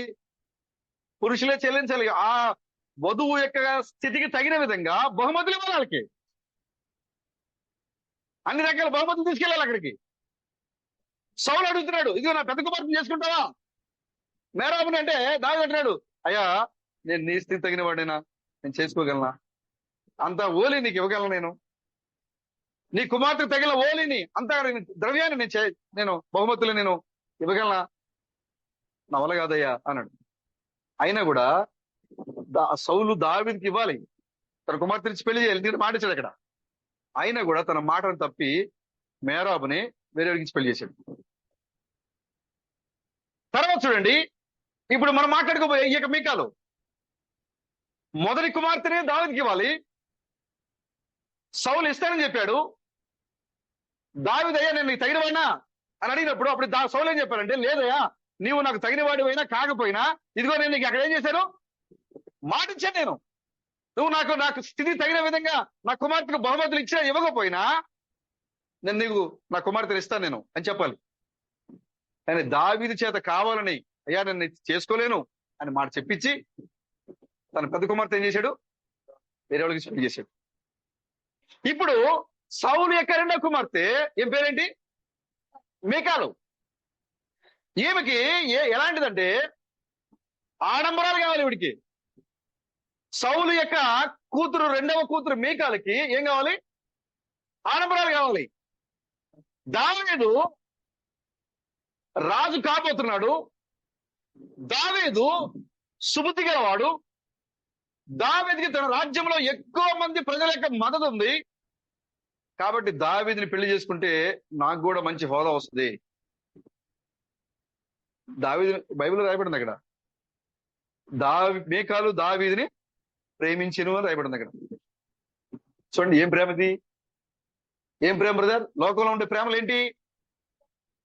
డబ్బును బట్టి. ఈ పెళ్లి కుమారుడికి పెళ్లి డబ్బు బాగా ఉందనుకో, పెళ్లి చేసుకుంటే ఇతను బట్టి నాకు బాగా డబ్బు వస్తుంది. లేదు, ఈ పెళ్లి కుమార్తెకి బాగా డబ్బు ఉందనుకో, ఈ యువతికి, ఆమెను పెళ్లి చేసుకుంటే నాకు బాగా కట్నం వస్తుంది, ఇక్కడ నేను సుఖపడవచ్చు, నేను డబ్బు సంపాదించుకోవచ్చు. ఇలాంటి పరిస్థితులు చూస్తూ ఉంటారు. ఇప్పుడు మీకాలు కూడా దావీదును చూసి ప్రేమించింది. ఎందుకంటే దావీదు రాజ్యానికి రాజుగా ఉండబోతున్నాడు కాబట్టి, అనేక మంది ప్రజల యొక్క మద్దతు దావీదుకు ఉంది కాబట్టి ఏం చేసిందంటే దావీదుని ప్రేమిస్తున్నట్లుగా నటించింది. ప్రేమించలా, కానీ ప్రేమిస్తున్నట్లుగా నటించింది. ఎప్పుడైతే ఈ విషయాన్ని సౌలు గ్రహించాడో ఏం చేశాడు? సంతోషపడ్డాడు. ఎందుకు తెలుసా? మీకాలుని కనుక దావీదుకి ఇచ్చి పెళ్లి చేస్తే ఆమె అతనికి భార్యగా ఉండదు. ఆమె అతనికి ఎలా ఉంటుంది? ప్రతి విషయంలో గొడవ పెట్టి మనశ్శాంతులైన చేస్తుంది. నేను ఏదైతే సాధించాలనుకున్నానో అది ఎవరు సాధిస్తారు? నా కుమార్తె సాధిస్తుంది. సంతోషపడ్డాడ. ఈమె అతనికి ఉరిగా ఉంటుందని సంతోషించి, అయినా కూడా ఒక చిన్న మిలికి పెట్టాడు. అయ్యా, నా కుమార్తె నిన్ను ఇష్టపడుతుంది కాబట్టి నా కుమార్తె నీకు ఇచ్చి పెళ్లి చేస్తాను. అయితే మళ్ళీ దావి చెప్పాడు, అయ్యా నీకు నేను మరలా అంత ఓలి నేను ఇచ్చుకోగలనా? అంత ఓలి నేను నీకు ఇవ్వలేను కదా అంటే అప్పుడు అన్నాడు, నువ్వు నాకు ఓలి ఇవ్వాల్సిన పని లేదు, నువ్వు నా కుమార్తెకి బహుమతులు ఇవ్వాల్సిన పని లేదు. నువ్వేం చేయాలంటే మన శత్రువులైన ఫిలిష్తీయుల మీద పడి చంపి వారి యొక్క 100 ముందోళ్లను తెచ్చి నాకు బహుమానంగా ఇస్తే అదే ఓలి అని చెప్పాడు. ఇప్పుడు దావీదు చూడండి, ఫిలిష్తీయులు యుద్ధం చేయాలి. వారి యొక్క దాని సున్నతి చేసిన తర్వాత మిగిలిన చర్మం ఏదైతే ఉంటుందో, పురుషులకి సున్నతి చేసిన తర్వాత వచ్చే చర్మం ఉంటుంది కదా, ఆ చర్మం అనేది 100 మంది యొక్క ముందోళ్ళు. దాన్ని ఏం చేయాలంట? తీసుకొని రావాలి. 100 మంది యొక్క ముందోళ్ళు ఆ పురుషులకి సున్నతి చేసిన తర్వాత వచ్చినట్టు చర్మాన్ని 100 మంది దగ్గర నుంచి సేకరించి తీసుకొచ్చి ఎవరికి బహుమతి ఇవ్వాలంట? సో ఏం బ్రదర్, ఇది జరిగిద్దా? ఫిలిష్తీయుల దగ్గరికి వెళ్ళి వాళ్ళ యొక్క సున్నతి చేసి వాళ్ళకి ఆ చర్మం పట్టుకొచ్చి ఈయనకి ఇవ్వాలంటే ఫిలిష్తీయులు ఊరుకుంటారు? అక్కడ ప్లాన్ ఏంటి? ఈయన ఫిలిష్తీయుల మీదకి వెళ్తే వాళ్ళు ముందోళ్ళు ఇయటం కాదు, దావీదుని చంపేస్తారని ప్లాన్ తో వేశాడు ఈయన. కానీ దావీదు ఎవరు? దేవుని యెహోవా ఆత్మచేత నింపబడిన వాడు కాబట్టి ఈయన 100 మందిని చంపబడితే దావీదు 200 మంది చంపాడు. 200 మంది చంపి 100 మంది 100 ముందోళ్ళు తెచ్చి సౌలుకి ఇచ్చాడు. ఇప్పుడు ఏం చేయాలి? సౌలు పెళ్లి చేయాలి. పెళ్లి చేశాడు. ఎవరి నుంచి పెళ్లి చేశాడు? మీకాలు పెళ్లి చేసుకుంది. ఏ ఉద్దేశంతో పెళ్లి చేసుకుంది మీకాలు? దావీదు మీద ప్రేమతో కాదు, దావీదు దగ్గర ఉన్న అధికారము, దావీదుకి రాబోయే స్థితిని ముందుగానే ఊహించింది ఆమె. పెళ్లి చేసుకుంది. సౌలు చంపడానికి చూశాడు. ఒక రోజున పారిపోయాడు. తన కుమార్తె ఇంట్లో ఉన్నాడు దావీదు, మీకాలుతో ఉన్నాడు దావీదు ఇంట్లో. కబురు పెట్టాడు, మీకాలు నేను మనుషులు పంపిస్తా ఉన్నా, దావీదుని బంధించి అప్పగించు, చంపేద్దాం. వెంటనే గబగబా ఏం చేసింది? దావీదుని లేపయ్యా, నువ్వు ఇక్కడ చంపేస్తాడు మా డాడీ, నువ్వు ఇక్కడ నుంచి వెళ్ళిపో అని పంపించేసింది. బయటికి పంపించేసి గృహదేవతలను తీసుకొచ్చి మంచం మీద పడుకోబెట్టి మేక బొచ్చును తీసుకొచ్చి దానిపైన చుట్టుపెట్టి మనుషులకి క్రియేట్ చేసి పడుకోబెట్టించింది. సౌలు సైనికులు వచ్చారు, సౌలు వచ్చాడు. తీరా చూస్తే ఆ మంచం మీద ఏముంది? గృహదేవత ఉంది. సౌలు అంటున్నాడు, ఏమ్మా ఎందుకు నేను కబురు పెట్టారు కదా, నన్ను ఎందుకు మోసం చేశావు అని అడిగినప్పుడు మీకాలు చెప్తోంది ఏమనంటే, దావీదు నేను బయటికి వెళ్ళడం కోసం నేను ఎందుకు చంపాలి అని నన్ను భయపెట్టాడు. చేశాడా దావీదు ఆ మాట అన్నాడా? అనలేదు. చూడండి బ్రదర్, ఒక స్త్రీ ఏ విధంగా దేవుని ఆత్మచేత నింపబడినటువంటి ఒక ఒక వ్యక్తిని ఇబ్బందులకు గురి చేసింది, అవమానించింది, హేళన చేసింది అనేది ఈ యొక్క మీకాలను చూస్తే మనకు అర్థమవుతోంది. ఇక్కడ దావీదుకి రాబోయే స్థితిని ముందుగానే ఊహించి పెళ్లి చేసుకుంది, ప్రేమించినట్లుగా నటించి. అంతేకాకుండా మరలా ఇక్కడ దావీదుని బయటికి పంపించి తండ్రి వచ్చి అడిగితే, నువ్వు నన్ను పంపించకపోతే, నన్ను వదలకపోతే నేను చంపేస్తానని బెదిరించాడు కాబట్టి నేను పంపించేశా అని దావీదు మీద అబద్ధపు సాక్ష్యాన్ని మోపింది. దావీదు యొక్క స్థానంలో, దావీదు యొక్క పడక మీద ఎవరిని పెట్టింది? గృహదేవతను పెట్టి. రాహేలు ఎందుకు చనిపోయింది బ్రదర్? దారిలో గృహదేవతను తెచ్చిపెట్టుకుందామే. తన తండ్రి ఇంటి నుంచి, నువ్వు ఇంటి నుంచి ఏదైనా తెచ్చుకో సహోదరి, మీ అమ్మగారి ఇంటికి నుంచి నువ్వు ఏదైనా పట్టరా, మీ అమ్మగారి ఇంటికి నుంచి నువ్వు ఆచారాలు తెచ్చావా, మీ అమ్మగారి నుంచి నువ్వు సిద్ధాంతాలు తెచ్చావా, మీ అమ్మగారి దగ్గర నుంచి నువ్వు ఏదైనా పనికిరాని విషయాలు తీసుకొచ్చి ఇక్కడ పెట్టావా, దానివల్ల ఎవరికి నష్టం? నీకే నష్టం. ఈ యొక్క రాహేలు భర్తను గౌరవించింది, భర్త ప్రేమించింది, భర్త పడిలో పడింది, కానీ వస్తూ ఏం చేసింది? తండ్రి ఇంటి నుంచి విగ్రహాలను, వెండి వస్తువులు, బంగారు వస్తువులు, విగ్రహాలను తీసుకొచ్చి ఇంట్లో పెట్టింది, గుడాలో పెట్టింది. అప్పుడు రాహేలకి తండ్రి లాభం వచ్చి అంటున్నాడు, ఏంటి వస్తా నా బంగారం, నా వెండి, నా దేవతలు పట్టుకొచ్చా మీరు అని అడిగాడు ఆయన. అప్పుడు యాకోబు ఏమన్నాడు?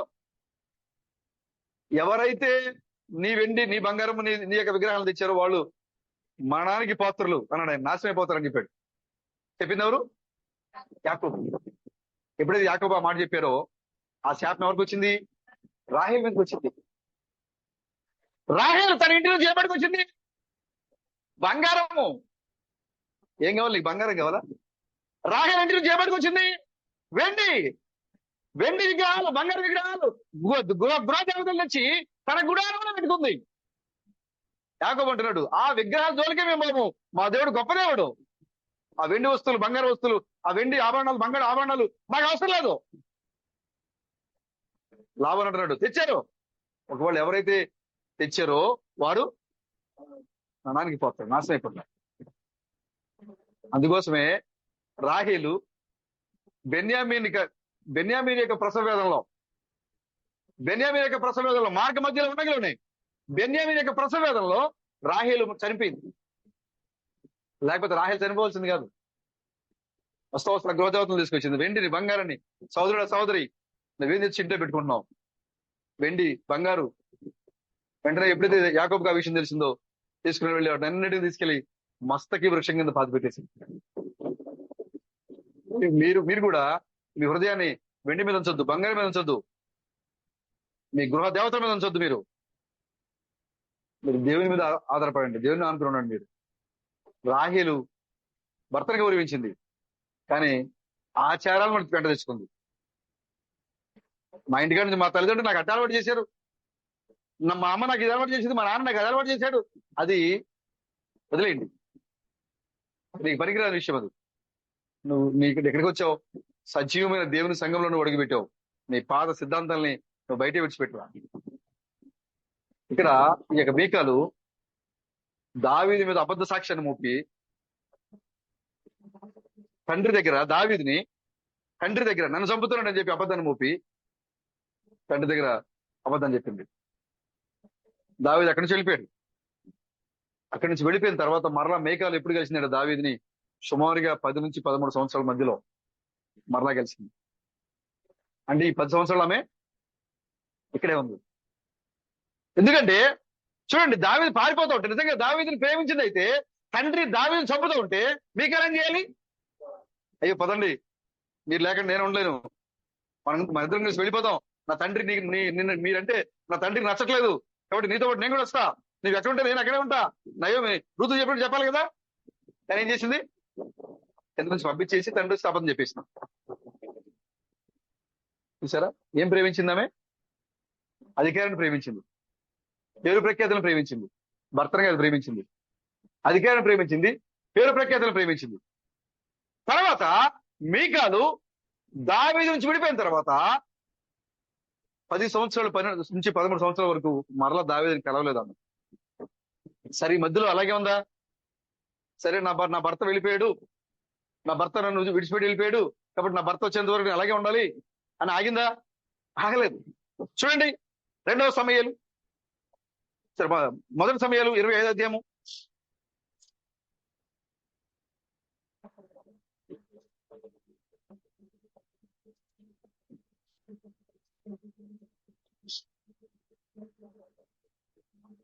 నలభై 44 వచనం.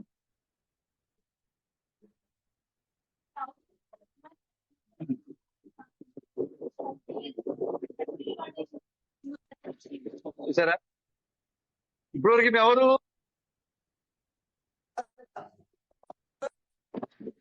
ఈమె దావీదుతో ఉన్న రోజులు కూడా ఎవరి భార్య? ఈమె దావీదు భార్య. ఆ తర్వాత ఈ వచనం తర్వాత మరలా మీరు ఎక్కడైనా మేఘాల గురించి చరిత్ర మీరు చదవండి, ఎక్కడ కూడా దావీదు భార్య అని రాయబడలేదు. ఎక్కడ కూడా దావీదు భార్య అని రాయబడలేదు. ఎందుకని? దావీదు విడిచిపెట్టేసింది కదా బ్రదర్. దావీదు దేని చూసి ప్రేమించింది ఆమె? రాజు కాబట్టి రాజు కాబోతున్నాడు కాబట్టి ఆయన మహారాణి అవుద్దని ప్రేమించింది ఆమె. పెళ్లి చేసుకుంది. తీరా చూస్తే దావీదు ఏమైపోయాడు? పారిపోయాడు. తండ్రి ఏం చేశాడు? ఇప్పుడు మళ్ళా ఫల్తీయాలకి ఇచ్చి పెళ్లి చేశాడు. ఇప్పుడు ఏం చెప్పాలి? ఇప్పుడు నిజంగా దావీదు ప్రేమిస్తే అసలు పారిపోయేటప్పుడే దావీదుతో పాటు వెళ్ళాలి. అవునా? వెళ్ళలేకపోయింది. సరే, భయపడింది. తండ్రి అంటే భయపడింది, కుటుంబ విలువలు గౌరవాలు కాపాడడం కోసం ఆగింది. మరి ఇప్పుడు తండ్రి పెళ్లి చేస్తుంటే ఏం చెప్పాలి? అదేంటి నాన్నగారు, నాకు ఆల్రెడీ పెళ్లి అయిపోయింది కదా, నా భర్త బతికే ఉన్నాడు కదా, నేను మరలా పెళ్లి చేసుకోవాలి నేను అని చెప్పాలి బ్రదర్. కానీ సౌలు మరలా పెళ్లి చేస్తా ఉంటే మరలా పెళ్లి చేసుకుంది. 10 సంవత్సరాల పాటు పరపురుషుడితో మరలా తనకి జీవితం గడిపింది. కానీ దావీదుని ఏం చేసింది? ప్రేమించింది. ఏం బ్రదర్, ఈ లోకంలో ఉండేటువంటి ప్రేమలు, భార్యాభర్తల మధ్య ఉండే ప్రేమలు, ఒక యువకుల మధ్య ఉండే ప్రేమలు, ఎలాంటి ప్రేమలు? ఈ ప్రేమలు మీ కాలంలోనే ప్రేమిస్తున్నారా? డబ్బు కోసమో, పేరు కోసమో, ప్రఖ్యాతుల కోసమో మీరు ప్రేమిస్తా ఉన్నారా? పెళ్లి చేసుకుంటా ఉన్నారా? బైబిల్ హెచ్చరిస్తోంది, మీ కాలువలే కనుక నువ్వు చేస్తే గొడ్రల్లా మిగిలిపోయించి వరకు పిల్లలు లేకుండా గెంటి వేయబడింది. చూడండి, దావీదు ప్రేమించింది, దావీదు భర్త మీద అబద్ధ సాక్ష్యం మోపింది, ఈమె దావీదు యొక్క భార్య అని పిలువబడింది. కానీ ఎప్పుడైతే ఫల్తీయల్ని పెళ్లి చేసుకుందో ఇక దావీదు భార్య కాదేమే. దావీదు భార్య కాదేమే. ఎప్పుడైతే వేరే పురుషుడికి భార్యగా మారిందో దావీదు భార్య కాదేమే, పేరు మారిపోయింది. ఏమన్నాడు దావీదు తెలుసా? సౌలు కుమార్తె అన్నాడు. దావీదు భార్య కాదు ఇప్పుడు. దావీదు కూడా మరలా చూడండి, మీకాలు దావీదు ప్రేమించింది, దావీదు మీకాలు ప్రేమించాడు. అయితే మీకాలు డబ్బుకి, అధికారానికి, లోక సంబంధమైన ఆశలకు లోబడి తనకు ప్రేమను వ్యక్తపరిచింది. కానీ దావీదు మీకాల్ని నిజంగానే ప్రేమించాడు. నిజంగా ప్రేమించాడు కాబట్టి ఆయన మరలా తిరిగి ఆ దేశానికి రాజు అయిన తర్వాత అబ్నేరు ద్వారా, ఎవరి ద్వారా? అబ్నేరు ద్వారా. అబ్నేరు, అయ్యా రాజా, నేను కలవడం నేను వస్తాను అని దావీదు రాజు అయిన తర్వాత కబురు పెడితే అప్పుడు దావీదు అన్నాడు, అయ్యా నువ్వు వచ్చినప్పుడు నువ్వు ఒక్కడే వస్తే మాత్రం కుదరదు, నువ్వు వచ్చినప్పుడు ఎవరిని తీసుకురావాలి? చూడండి, 3వ అధ్యాయము, 2వ సమూయేలు 3వ అధ్యాయం. ఇప్పుడు మనం చదువుకున్నాం కదా, 12వ వచనము. అబ్నేరు తన తరపున దావీదు వద్దకు దూతలు పంపి, ఈ దేశము ఎవరిది? నీవు నాతో నిబంధన చేసిన యెడల నేను నీకు సహాయం చేసి ఇజ్రాయేల్ వారందరినీ నీ తట్టు తిప్పేదని వర్తమానం పంపగా, దావీదు, మంచిది, నేను నీతో నిబంధన చేసేదను, అయితే నీవు ఒక పని చేయవలను. నా దర్శనమునకు వచ్చినప్పుడు సౌలు కుమార్తెకు మీకాలను నా యొద్దకు తోడుకొని రావలను, లేదా నీకు దర్శనం దొరకదనను. మరియు దావీదు సౌలు కుమారుడుకు ఇష్బోషెతు దూతలను పంపి ఫిలిష్తీయులలో 100 మంది ముందోళ్లను తెచ్చి నేను పెళ్లి చేసుకున్న మీకాలను నాకు అప్పగింపమని చెప్పుడనగా, ఇష్బోషెతు దూతను పంపి లాయిషు కుమారుడుకు పల్తీయేలు అను దాని పెనిమిటి యొద్దన్న మీకాలను పిలువనంపెను. కబురు వచ్చింది మళ్ళీ. మీకాలు ఎక్కడ ఉంది ఇప్పుడు? వేరే అబ్బాయిని పెళ్లి చేసుకుని వేరే అతనితో ఉంది. దావీదుని పెళ్లి చేసుకున్నప్పుడు ఎక్కడ ఉండాలి? దావీదుతో ఉండాలి. దావీదు పారిపోతుంది, ఎక్కడికి వెళ్ళాలి? దావీదుతో పాటు పారిపోవాలి, అవునా? లేదా దావీదు పారిపోతే పెళ్లి చేసుకోకుండా ఉండాలి. ఏం చేసింది?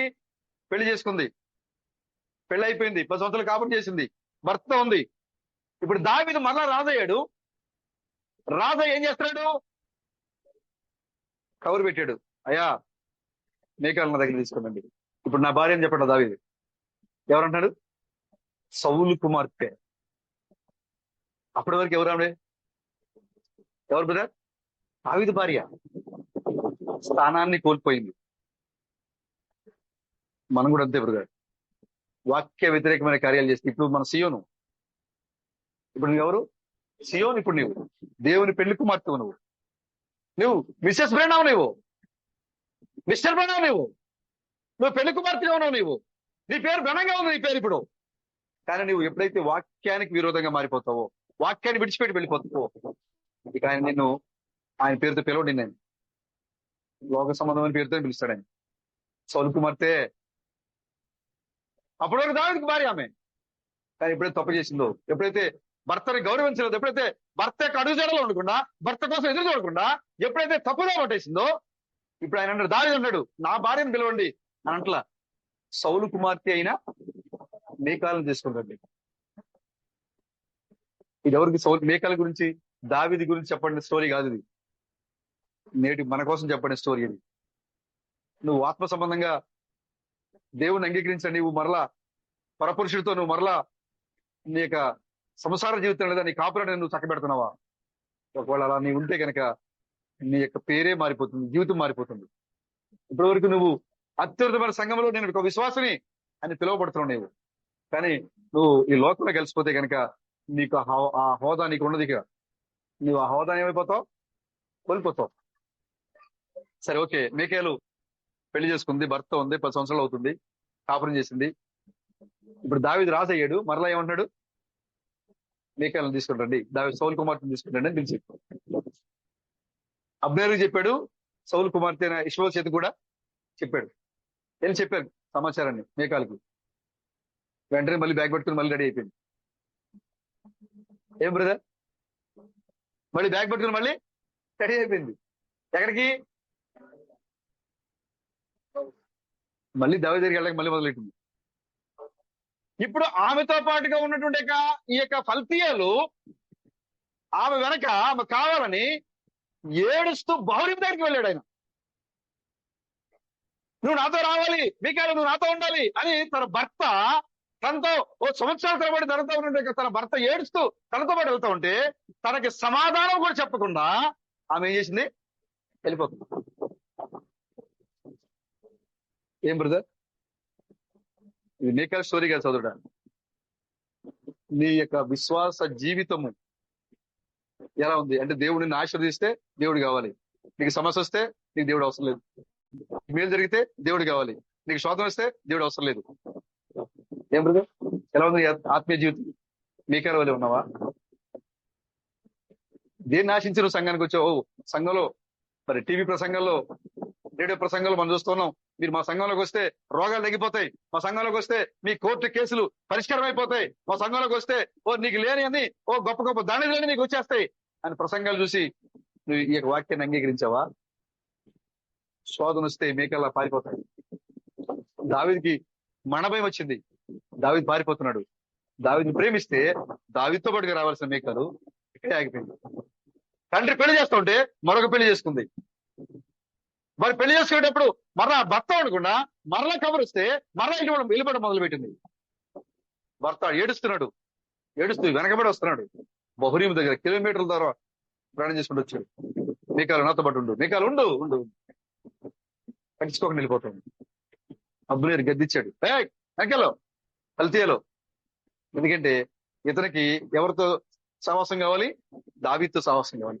దావీదుని కావాలంటే ఎవరు తీసుకెళ్ళాలి? మీకాల్ని తీసుకెళ్ళాలి. ఇతని స్వార్థం ఇది.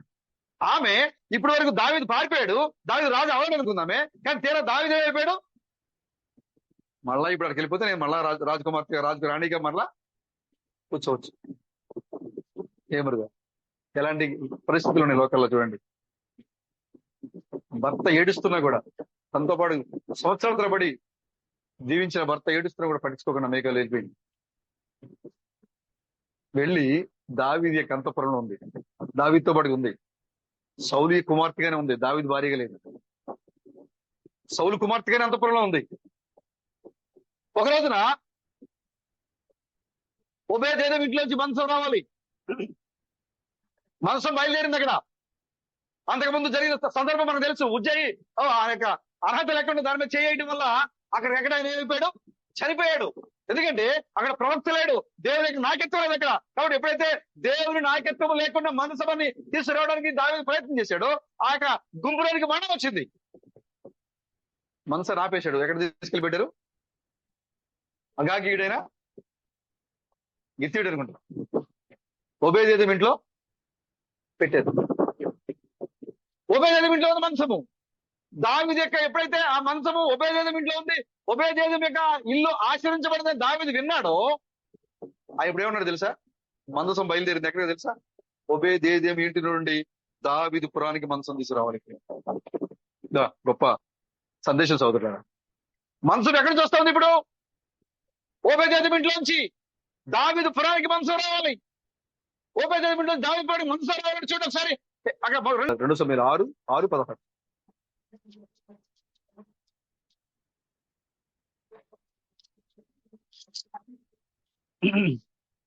ఆరో అధ్యాయము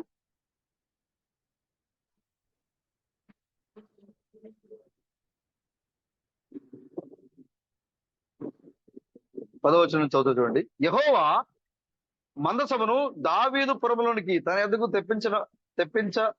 తెప్పింపనొలక గిత్తీయుడకు ఒబేదెదోము ఇంటి వరకు తీసుకుని అశ్రవించును. యెహోవా మందసము 3 నెలలు గిత్తీయుడకు ఒబేదెదోము ఇంటిలో ఉండగా యెహోవా ఒబేదెదోమును అతని ఇంటి వారిని ఆశీర్వదించెను. దేవుని మందసము ఉండటం వలన యెహోవా ఒబేదెదోమును ఇంటి వారిని అతని కలిగిన దాన్ని అంతటిని ఆశీర్వదించడం సంగతి దావీదునికి వినపడగా, దావీదు పోయి దేవుని మందసమును ఒబేదెదోము ఇంటిలో నుండి దావీదు పురమునకు ఉత్సవముతో తీసుకుని వచ్చెను. ఒబేదెదోము ఇంట్లో నుంచి ఎలా వస్తుంది మందసం? ఉత్సవంతో వస్తుంది మందసం. ఎలా వస్తుంది చూడండి. అక్కడ ఉత్సవంతో తీసుకుని వచ్చెను. ఎట్లనగా యెహోవా మందసము మోయేవారు 6 అడుగులు. ఏంటి? మందసాన్ని మోసేవారు ఎంత దూరం జరగాలి? 6 అడుగులు సాగక, ఒక 6 అడుగులు సాగేసరికి ఏ బలి ఇవ్వబడింది? ఎద్దుల బలిగా ఇచ్చారు. ఈ మందసాన్ని మోసేవారు మరొక 6 అడుగులు ముందు వేసరికి మళ్ళీ ఇవ్వబడింది? ఉవ్విన దూడను బలి ఇచ్చారు. 6 అడుగులు సాగగా ఏ వచ్చి వద్దనగా మన ఎక్కడ చదువుతున్నారు? ఎట్లనగా యెహోవా మందసమును మోయేవారు 6 అడుగులు సాగగా ఎద్దు 1 ప్రొవ్విన దూడ 1 వధింపబడిను. దావీదు నారతో చేయబడిన ఏఫోదును ధరించిన వాడే శక్తి కొలది యెహోవా సన్నిధిని నాట్యమాడుచుండెను. చూసారు బ్రదర్, మనసు ఎలా వస్తుంది బ్రదర్? మనసు ఎలా వస్తుంది బ్రదర్? ఉత్సాహంతో, బోర శబ్దాలతో, ఆర్భాటముతో, జయధ్వనులతో ఒబేదెదోము ఇంటిలో నుంచి దావీదు పురానికి వస్తా ఉంది. హల్లెలూయా, దేవునికి స్తోత్రం కలండి గాక. ఇప్పుడు వరకు మంచం ఎక్కడుందంటే ఒబేదెదోము యొక్క ఇంటిలో ఉంది మంచము. ఒబేదెదోము యొక్క ఇంటిలో ఉన్న మందసాన్ని దావీదు తీసుకొని వస్తా ఉన్నాడు. మొదటిగా ఒక ఎద్దును బలిగా అర్పించారు. తర్వాత ఒక క్రొవ్విన దూడని బలిగా అర్పించారు. దాని బలిగా అర్పించి ఆ యొక్క మంచాన్ని మోసేవారు 6 అడుగుల దూరంలో ఉండగా బలు జరుగుతూ ఉన్నాయి. ఎంత మాదిరికరమైన కార్యం దేవుడు జరిగింది. ఎక్కడా కూడా దేవుడు తన కార్యాన్ని విడిచిపెట్టలేదు సోదరులు. ఆత్మ సంబంధమైన వారు మాత్రమే ఈ విషయాన్ని పట్టుకోగలుగుతారు. ప్రభుకి స్తోత్రం కలుగును గాక. ఆ మందసం బయలుదేరినప్పుడు గొప్ప ఉజ్జీవము, బాకా శబ్దాలు, అనేక జైత్రులతో ఆ మనసు వస్తా ఉంది. ఆ సమయంలో దావీదు ఎఫోదును ధరించుకుని మనసు ముందు ఏం చేస్తాడంట, కీర్తన పడుతూ, నాట్యమాడుతూ, ఎగురుతూ వస్తున్నాడు. దావీదు నాట్యమాడుతూ ఎగురుతూ వస్తా ఉంటే ప్రేమించి వచ్చింది కదా మరి ఇప్పుడు ఎవరు? మేఘాలు. మేఘాలు ఎవరు? సౌలు కుమార్తె కదా. వారి దేవుడు ఎవరు? యెహోవానే కదా. ఇప్పుడు దావీదు పట్టుకొచ్చేది ఎవరు మంచము? యెహోవా మంచమే కదా. ఇప్పుడు యెహోవా సౌలు మరి రాజుగా మార్చింది ఎవరు? యెహోవానే కదా. దావీదును రాజుగా చేసింది ఎవరు? యెహోవానే కదా. అంటే మీకాలు యొక్క తండ్రి, మీకాలు యొక్క భర్త రాజుగా చేసింది ఎవరు? దేవుడే కదా. ఆ సంగతి మీకాలు తెలుసు కదా. మరి నిబంధన మంచము తన దేశానికి వస్తుందంటే ఈమె ఎంత పశ్చాత్తాపంతో, ఎంత ఆనందంతో, ఎంత ఉద్యోగంతో ఉండాలి బ్రదర్, అవునా? కానీ ఎందుకు వచ్చింది ఈమె? దావీదు భారీగా ఉండాలని వచ్చింది కానీ భయభక్తులతో ఉండాలని రాలేదు ఈమె. నువ్వు సంఘంలోకి ఎందుకు వచ్చావు? మేము కూడా అత్యున్నతమైన సంఘంలో ఉండాలి, మేము కూడా మరణం లేని వారిగా ఉండాలి, పిలువబడాలి. వీళ్ళు గొప్ప వాళ్ళు, లేదా వీళ్ళు ప్రత్యేకమైన వాళ్ళు, వీళ్ళు డిఫరెంట్ గా విచిత్రంగా మాట్లాడతారు, మెసేజ్ ఎంత అని చెప్పించుకుంటే వచ్చావు నీవు? లేదా నువ్వు ఏ దేవుని కలిగి ఉన్నావు? ఇప్పటివరకు నువ్వు ఏ దేవుని కృపతో నువ్వు ఆశ్రయించబడ్డావు, ఈ స్థితికి నువ్వు ఎదిగావు అనే నీ యొక్క స్పృహతో నువ్వు సంఘంలో ఉంటున్నావా? మీకాలు చూడండి, అక్కడ ప్రేమించింది, విడిచిపెట్టేసింది, మళ్ళా వచ్చింది, మళ్ళా చేసుకుంది, మళ్ళా విడిచిపెట్టేసింది, భర్తను విడిచిపెట్టేసింది, మళ్ళా ఇక్కడికి వచ్చింది. ఎంత పశ్చాత్తాపంతో ఉండాలి బ్రదర్. ఆ తన దేవుణ్ణి ఎంత గొప్పగా ఆరాధించాలి. ఆ స్థితిని మర్చిపోయింది. కేవలము లోక సంబంధమైన ఆర్భాటాలు, లోక సంబంధమైన హోదాలు, లోక సంబంధమైన ఆశీర్వాదాలు, లోక సంబంధమైన పిలుపులతోనే మేకాలు తన జీవితాన్ని జీవించింది. తన దేశానికి, తన ఇంటికి, తన భర్త ఉన్న ప్రాంతానికి తను ఎక్కడో విడిచిపెట్టేసింది. వచ్చేసాడు దావీదు అక్కడ. కానీ మరలా దావీదు తన జ్ఞాపకం చేసుకుని మరలా తన భార్య తనకు కావాలని తీసుకుని వచ్చి తన ఇంట్లో పెట్టుకుంటే, ఇప్పుడు మరలా ఎక్కడ ఏం చేస్తుందంటే, తన భర్త ఈ దేవుని నిబంధన మనసానికి ఎదురుగా డాన్స్ వేసుకుంటూ ఆర్భాటంతో తీసుకొస్తా ఉంటే, తన భర్త పాటుగా ఉండి ఆ ప్రభుని ఆరాధించాల్సిన మీకాలు ఏం చేస్తా ఉంది? కిటికీల నుంచి చూస్తా ఉంది, హీనంగా చూస్తూ ఉందంట. చూడండి అక్కడ ఏం చేస్తుంది, చూడండి అక్కడ మీకాలు.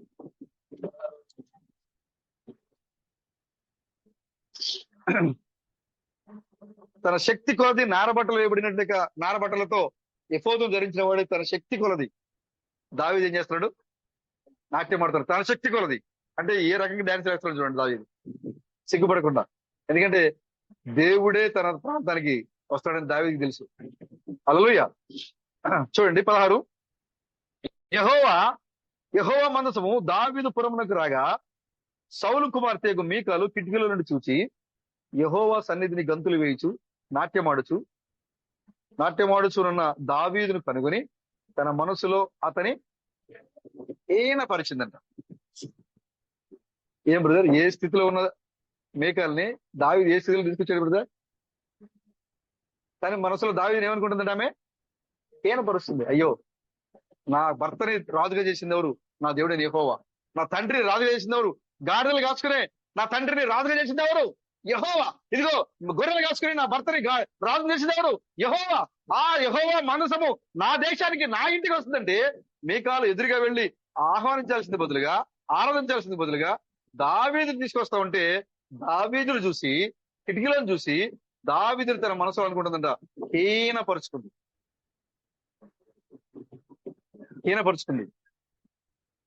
దావీదుని అవమానపరుస్తూ ఉంది, దావీదుని హేళన చేస్తా ఉంది, దావీదుని అపహాసం చేస్తా ఉంది. చూడండి ఎలాంటి కుటుంబాన్ని మనం కలిగి ఉన్నాం, ఎలాంటి భార్యలను లేదా ఎలాంటి భర్తలు మనం కలిగి ఉన్నాం, ఎలాంటి సంఘాన్ని మనం కలిగి ఉన్నాం సోదరులారా. ఇది పూర్తిగా మీకాలు దావీదు చరిత్ర మాత్రమే కాదు. ఇప్పుడు సంఘములో నీవు దేవునికి సంబంధించిన ఆత్మీయ సంబంధమైన కథ ఇది. ఆత్మ సంబంధమైన కథ ఇది.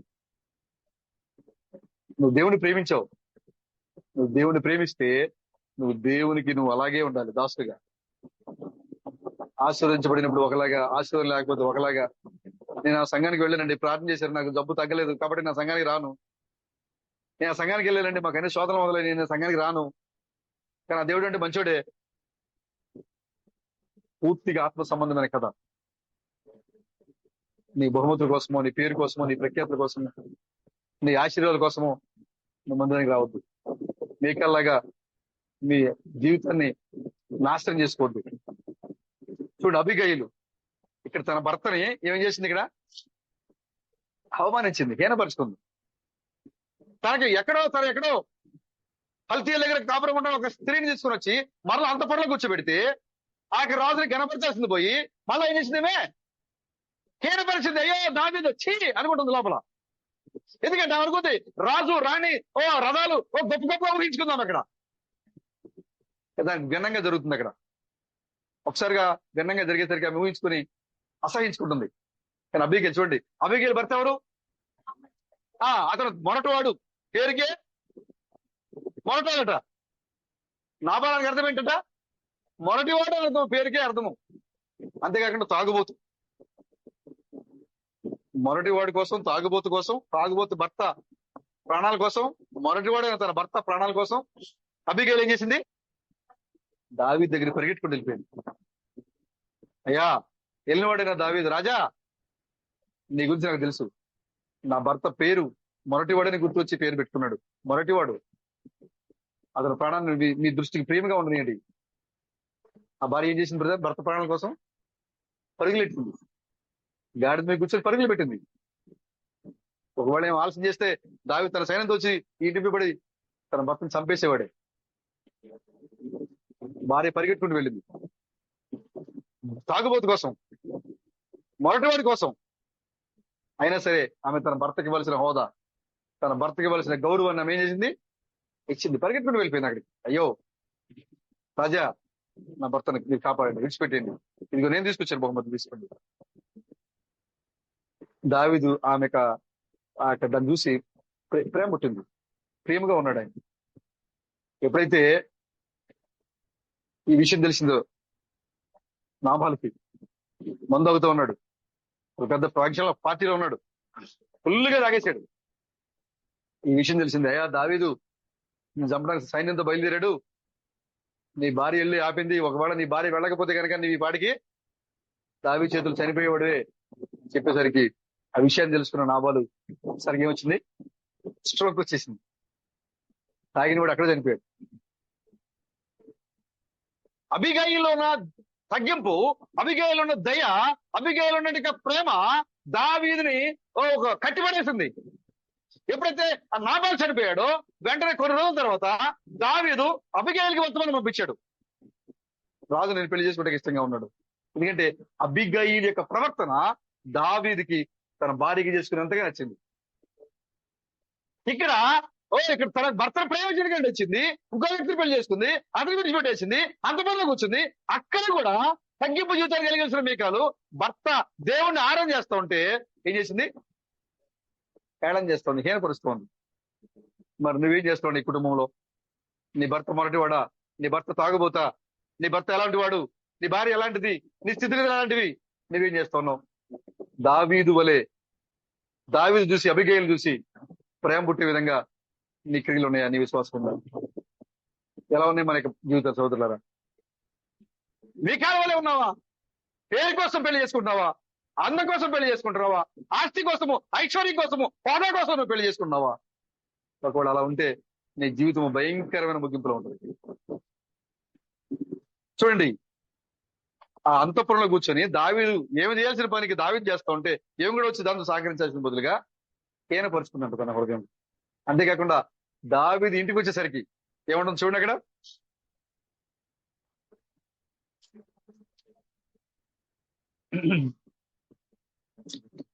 హీనపరిచిన వారు యెహోవా మందసం తీసుకుని వచ్చి గుడారం మధ్యను దావీదు దాని కొరకు ఏర్పరిచిన స్థలం నుంచిగా దావీదు దహన బలులు, సమాధాన బలులు యెహోవా సన్నిధిని అర్పించను. దహన బలులను, సమాధాన బలులను అర్పించ ఛాలెంజ్ కదా. ఓకే. ఛాలెంజిన తరువాత సైన్యములకు అధిపతిగా యెహోవా నామమున దావీదు జనులను ఆశీర్వదించి సమూహముగా కూడిన ఇజ్రాయేళ్లకు స్త్రీ పురుషులకందరికి ఒక్కొక్క రొట్టెయు, ఒక్కొక్క భక్ష్యమును, ఒక్కొక్క ద్రాక్ష పండ్ల ఆడయు పంచిపెట్టిన తర్వాత జనులందరూ తమ తమ ఇండ్లకు వెళ్లిపోయిరి. ఆమేన్. ఇది ఎప్పుడు జరిగింది తెలుసా? అక్కడ నెహెమ్యా కాలంలో మందిరం నిర్మించబడి గోడలు పూర్తి చేసి తలుపేసిన తర్వాత కూడా వాళ్ళు ఏం చేశారు? అక్కడ ఆహారం పంచిపెట్టారు. మనసు వచ్చిన తర్వాత కూడా దావీదు ఏం చేస్తాడు ఇక్కడ? ఆహారం మంచి పెడుతున్నాడు. మందిరం కట్టిన తర్వాత సొలొమోను ఏం చేశాడు? అక్కడ ఆహారం పంచుతున్నాడు. ఇవన్నీ కూడా మీరు ఇప్పుడు తీసుకుపోయే చివరి కాలంలో క్రీస్తు థామస్ యొక్క సందేశం, ఈ యొక్క ఆహారం అంతా కూడా. ప్రభుకి స్తోత్రం కలుగును గాక. హల్లెలూయా. చూడండి 20 వచనం చూడండి. తన ఇంటి వారిని దీవించకు దావీదు తిరిగి రాగా సౌలు కుమార్తె యొక్క మీకాలు దావీదుని ఎదుర్కొని బయలుదేరి. చూసారా? ఇంటికి రాకముందే ఏంటి ఇలా చేసేవేంటి? నువ్వు రాజు కదా, మనం అంటే ఎలా ఉండాలి కదా, మన స్థితి ఎలా ఉండాలి, నువ్వు ఎంత హోందాగా ఉండాలి.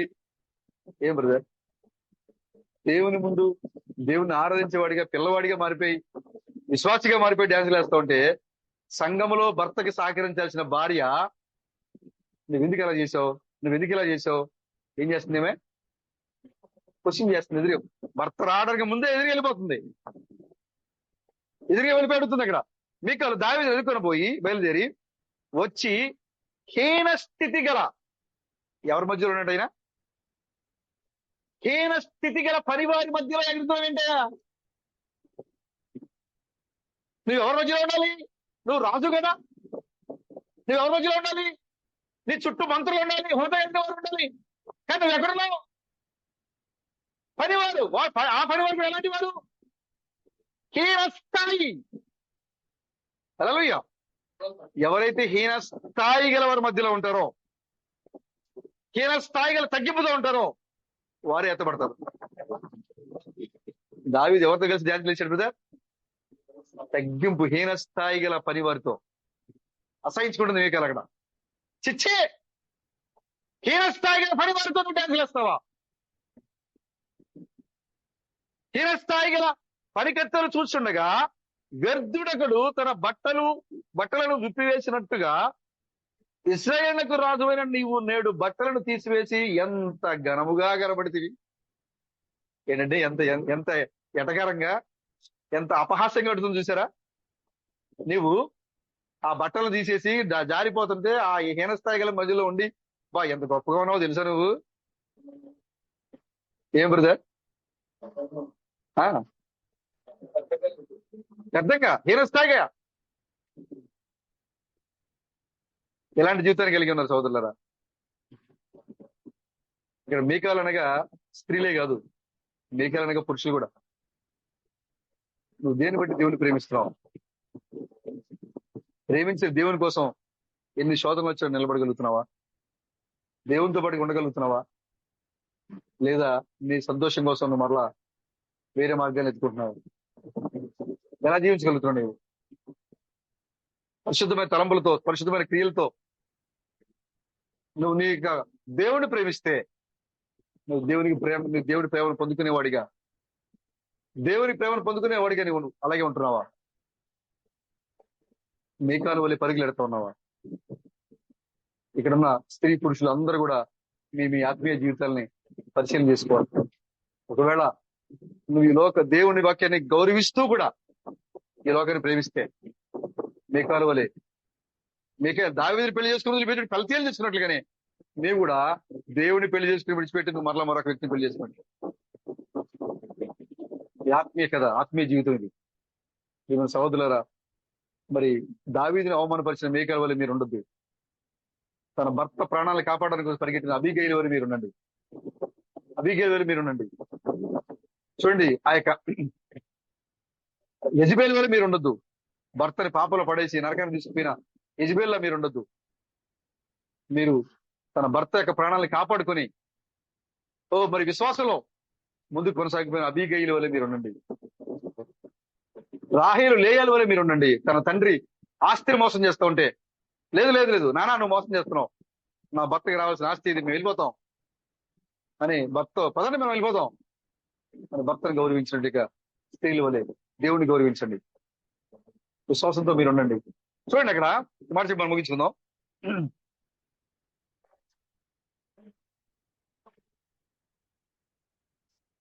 ఆరోగ్యమా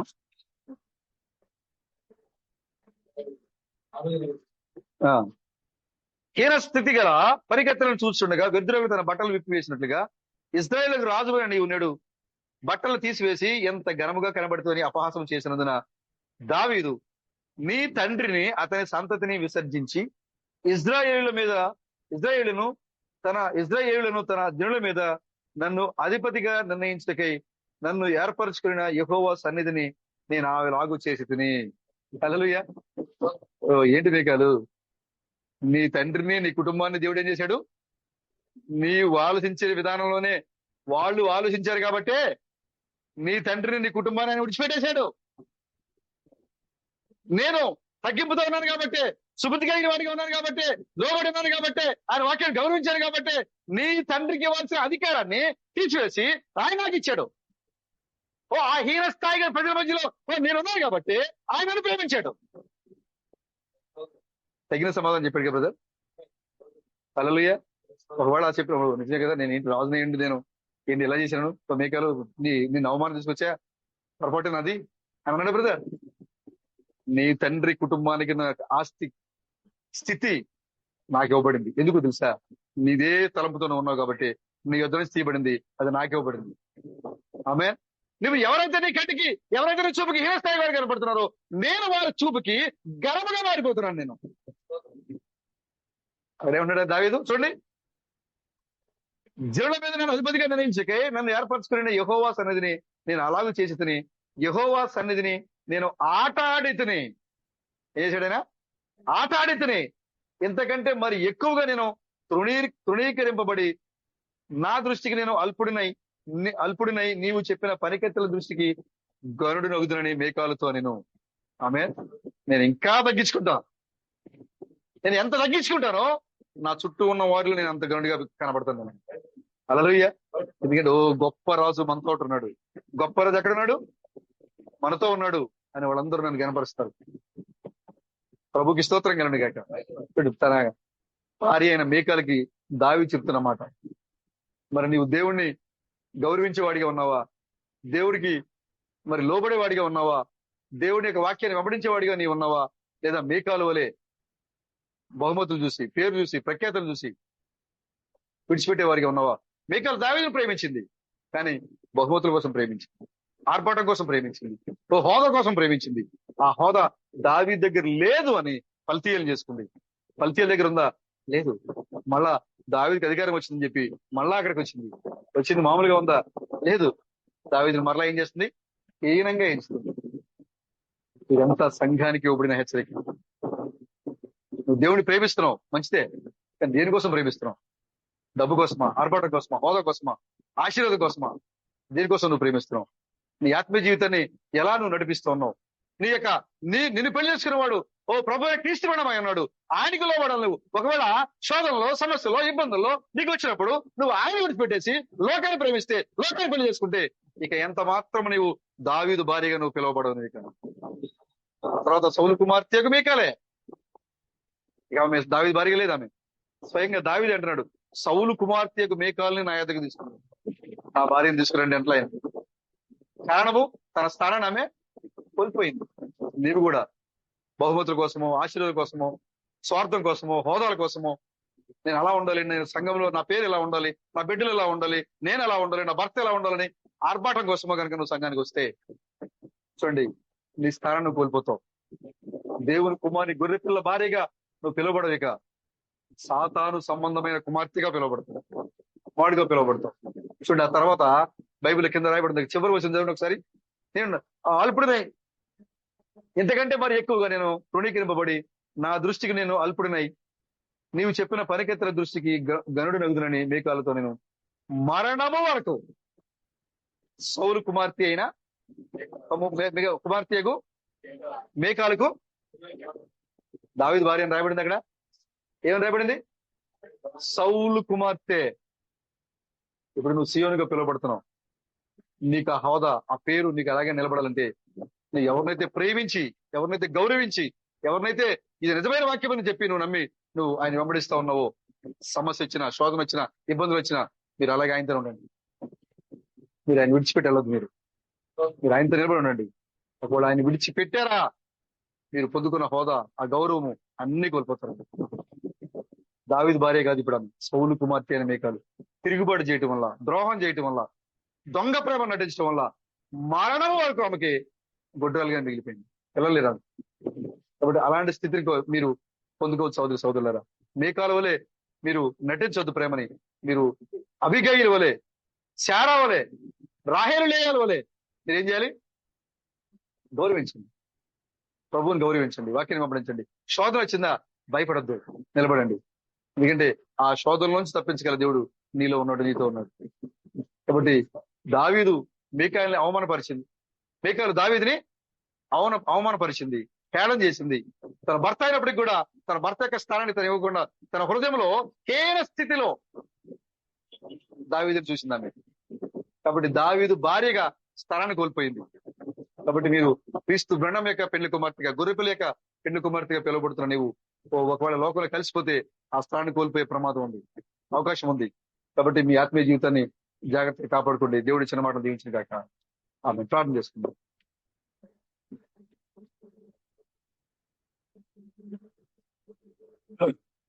స్తోత్రం, స్తోత్రం, స్తోత్రం, స్తోత్రం, స్తోత్రం, స్తోత్రం, స్తోత్రం, స్తోత్రం, స్తోత్రం, స్తోత్రం, స్తోత్రం, స్తోత్రం, స్తోత్రం, స్తోత్రం, స్తోత్రం. హల్లెలూయా. స్తోత్రం, స్తోత్రం, స్తోత్రం, స్తోత్రం, స్తోత్రం, స్తోత్రం, స్తోత్రం. హల్లెలూయా. స్తోత్రం, స్తోత్రం, స్తోత్రం, స్తోత్రం, స్తోత్రం, స్తోత్రం. మహాగరుడ, మహోన్నతుడ, జీవం కలిగిన మా ప్రభువా, సర్వకృపానిధి మీకు వందనాలైనా ఈ యొక్క సమయంలో కొన్ని మాటలను మేము జ్ఞాపకం చేసుకున్నాం. మాకు మాదిరిగా ఉండడానికి మరి మీకాల యొక్క జీవితాన్ని మాకు మరి మాదిరిగా ఉంచారు మా ప్రభువా. మేము ఇలా ఉండకూడదు, మీకాల వలె హోదాన్ని ప్రేమించకూడదు, మీకాల వలె అధికారాన్ని ప్రేమించకూడదు, మీకాల వలె ఆర్భాటాన్ని ప్రేమించకూడదు, మీకాల వలె ఈ లోక సంబంధమైన మరి రంగులను మేము చూడకూడదని మాకు ఎంతో గొప్ప హెచ్చరికగా మీరు మాతో మాట్లాడారు మా ప్రభువా. మేము ఎలాంటి స్థితిలో ఉన్నా సరే నిన్ను వెంబడించి బిడ్డలుగా ఉంటే సహాయం తెచ్చింది ప్రభు. నీకు వందనాలు. మాకు శోధన వచ్చిందా అయినా ఓ యెహోవా ఈరే, మాకు దుఃఖం వచ్చిందా యెహోవా ఈరే, మా కుటుంబంలోకి మరి భయంకరమైన శోధన అనుమతించారా యెహోవా ఈరే. మేము అబీగయీలు వలె ప్రభా నీ పక్షాన నిలబడడానికి సహాయం తెచ్చింది. దయపుటించేవారిగా, ప్రేమ పుట్టించేవారిగా, లోబడేవారిగా, నీ వాక్యానికలో జీవించేవారిగా మా యొక్క జీవితాలను మార్చండి.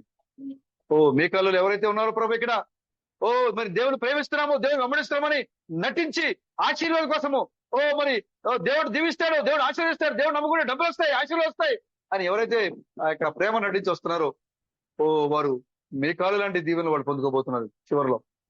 కాబట్టి మీకాల వల్ల మేము ఉండకుండా ప్రభు నీ వాక్యానికి లోబడి వారికి ఉంటే సహాయం తెచ్చాను ప్రభు. నీకు వందనాలు. ఇక్కడ ఉన్న మోకరించిన ప్రతి ఒక్కరిని దీవించండి, బలపరచండి, ఆశీర్వదించండి, మీరే నడిపించండి. ప్రభు మరలా మేము కలుసుకునే వరకు ప్రతి ఒక్కరిని దీవించి ఆశీర్వదించి మీరే మహిమ ఘనత ప్రభావాలు పొందుకునమని రాజులకు రాజుగా, ప్రభులకు ప్రభుగా, పెండ్లి కుమారుగా మా మధ్యకి రాబోతున్న మా విమోచకుడైన క్రీస్తు బ్రహ్మం యొక్క నామములో ఈ ప్రార్థనలను అడుగుతున్నాం ప్రభు. ఆమేన్. When hum never fails, Christ when hum never fails, Christ when hum never fails, Hallelujah. Christ when hum never fails indeed, it's coming very soon, it's coming very soon, it's coming very soon indeed. Hallelujah, hallelujah, it's coming very soon indeed. ఆ ప్రణమ యెహోవాను సన్నిధించుము, నా అందరి సమస్తమైన పరిశునామమును సన్నిధించుము. ప్రభువును విమోచకుడైన క్రీస్తు బ్రహ్మం చేసిన ఉపకారములలో దేన్ని మరొకని. ఆమేన్, ఆమేన్. మన రాజును ప్రభులకు ప్రభును, మన పెళ్లి కుమారుడైన క్రీస్తు బ్రహ్మం యొక్క కృపా సమాధానము ఇక్కడ మోకరించిన పరిశుద్ధులకును, దూర ప్రాంతం నుంచి మనతో ఐక్యత పొందుకున్న పరిశుద్ధులకును, ప్రపంచ వ్యాప్తంగా ఎత్తబడ్డకు సిద్ధపడుతున్న పరిశుద్ధులకును ఆయన కృపా సమాధానము ఇప్పుడు ఎల్లప్పుడు సదాకాలము తోడేయండి, మనందరం నడిపించిన కాక. ఆమేన్, ఆమేన్, ఆమేన్. Glory to God. అందరికీ వందనాలు.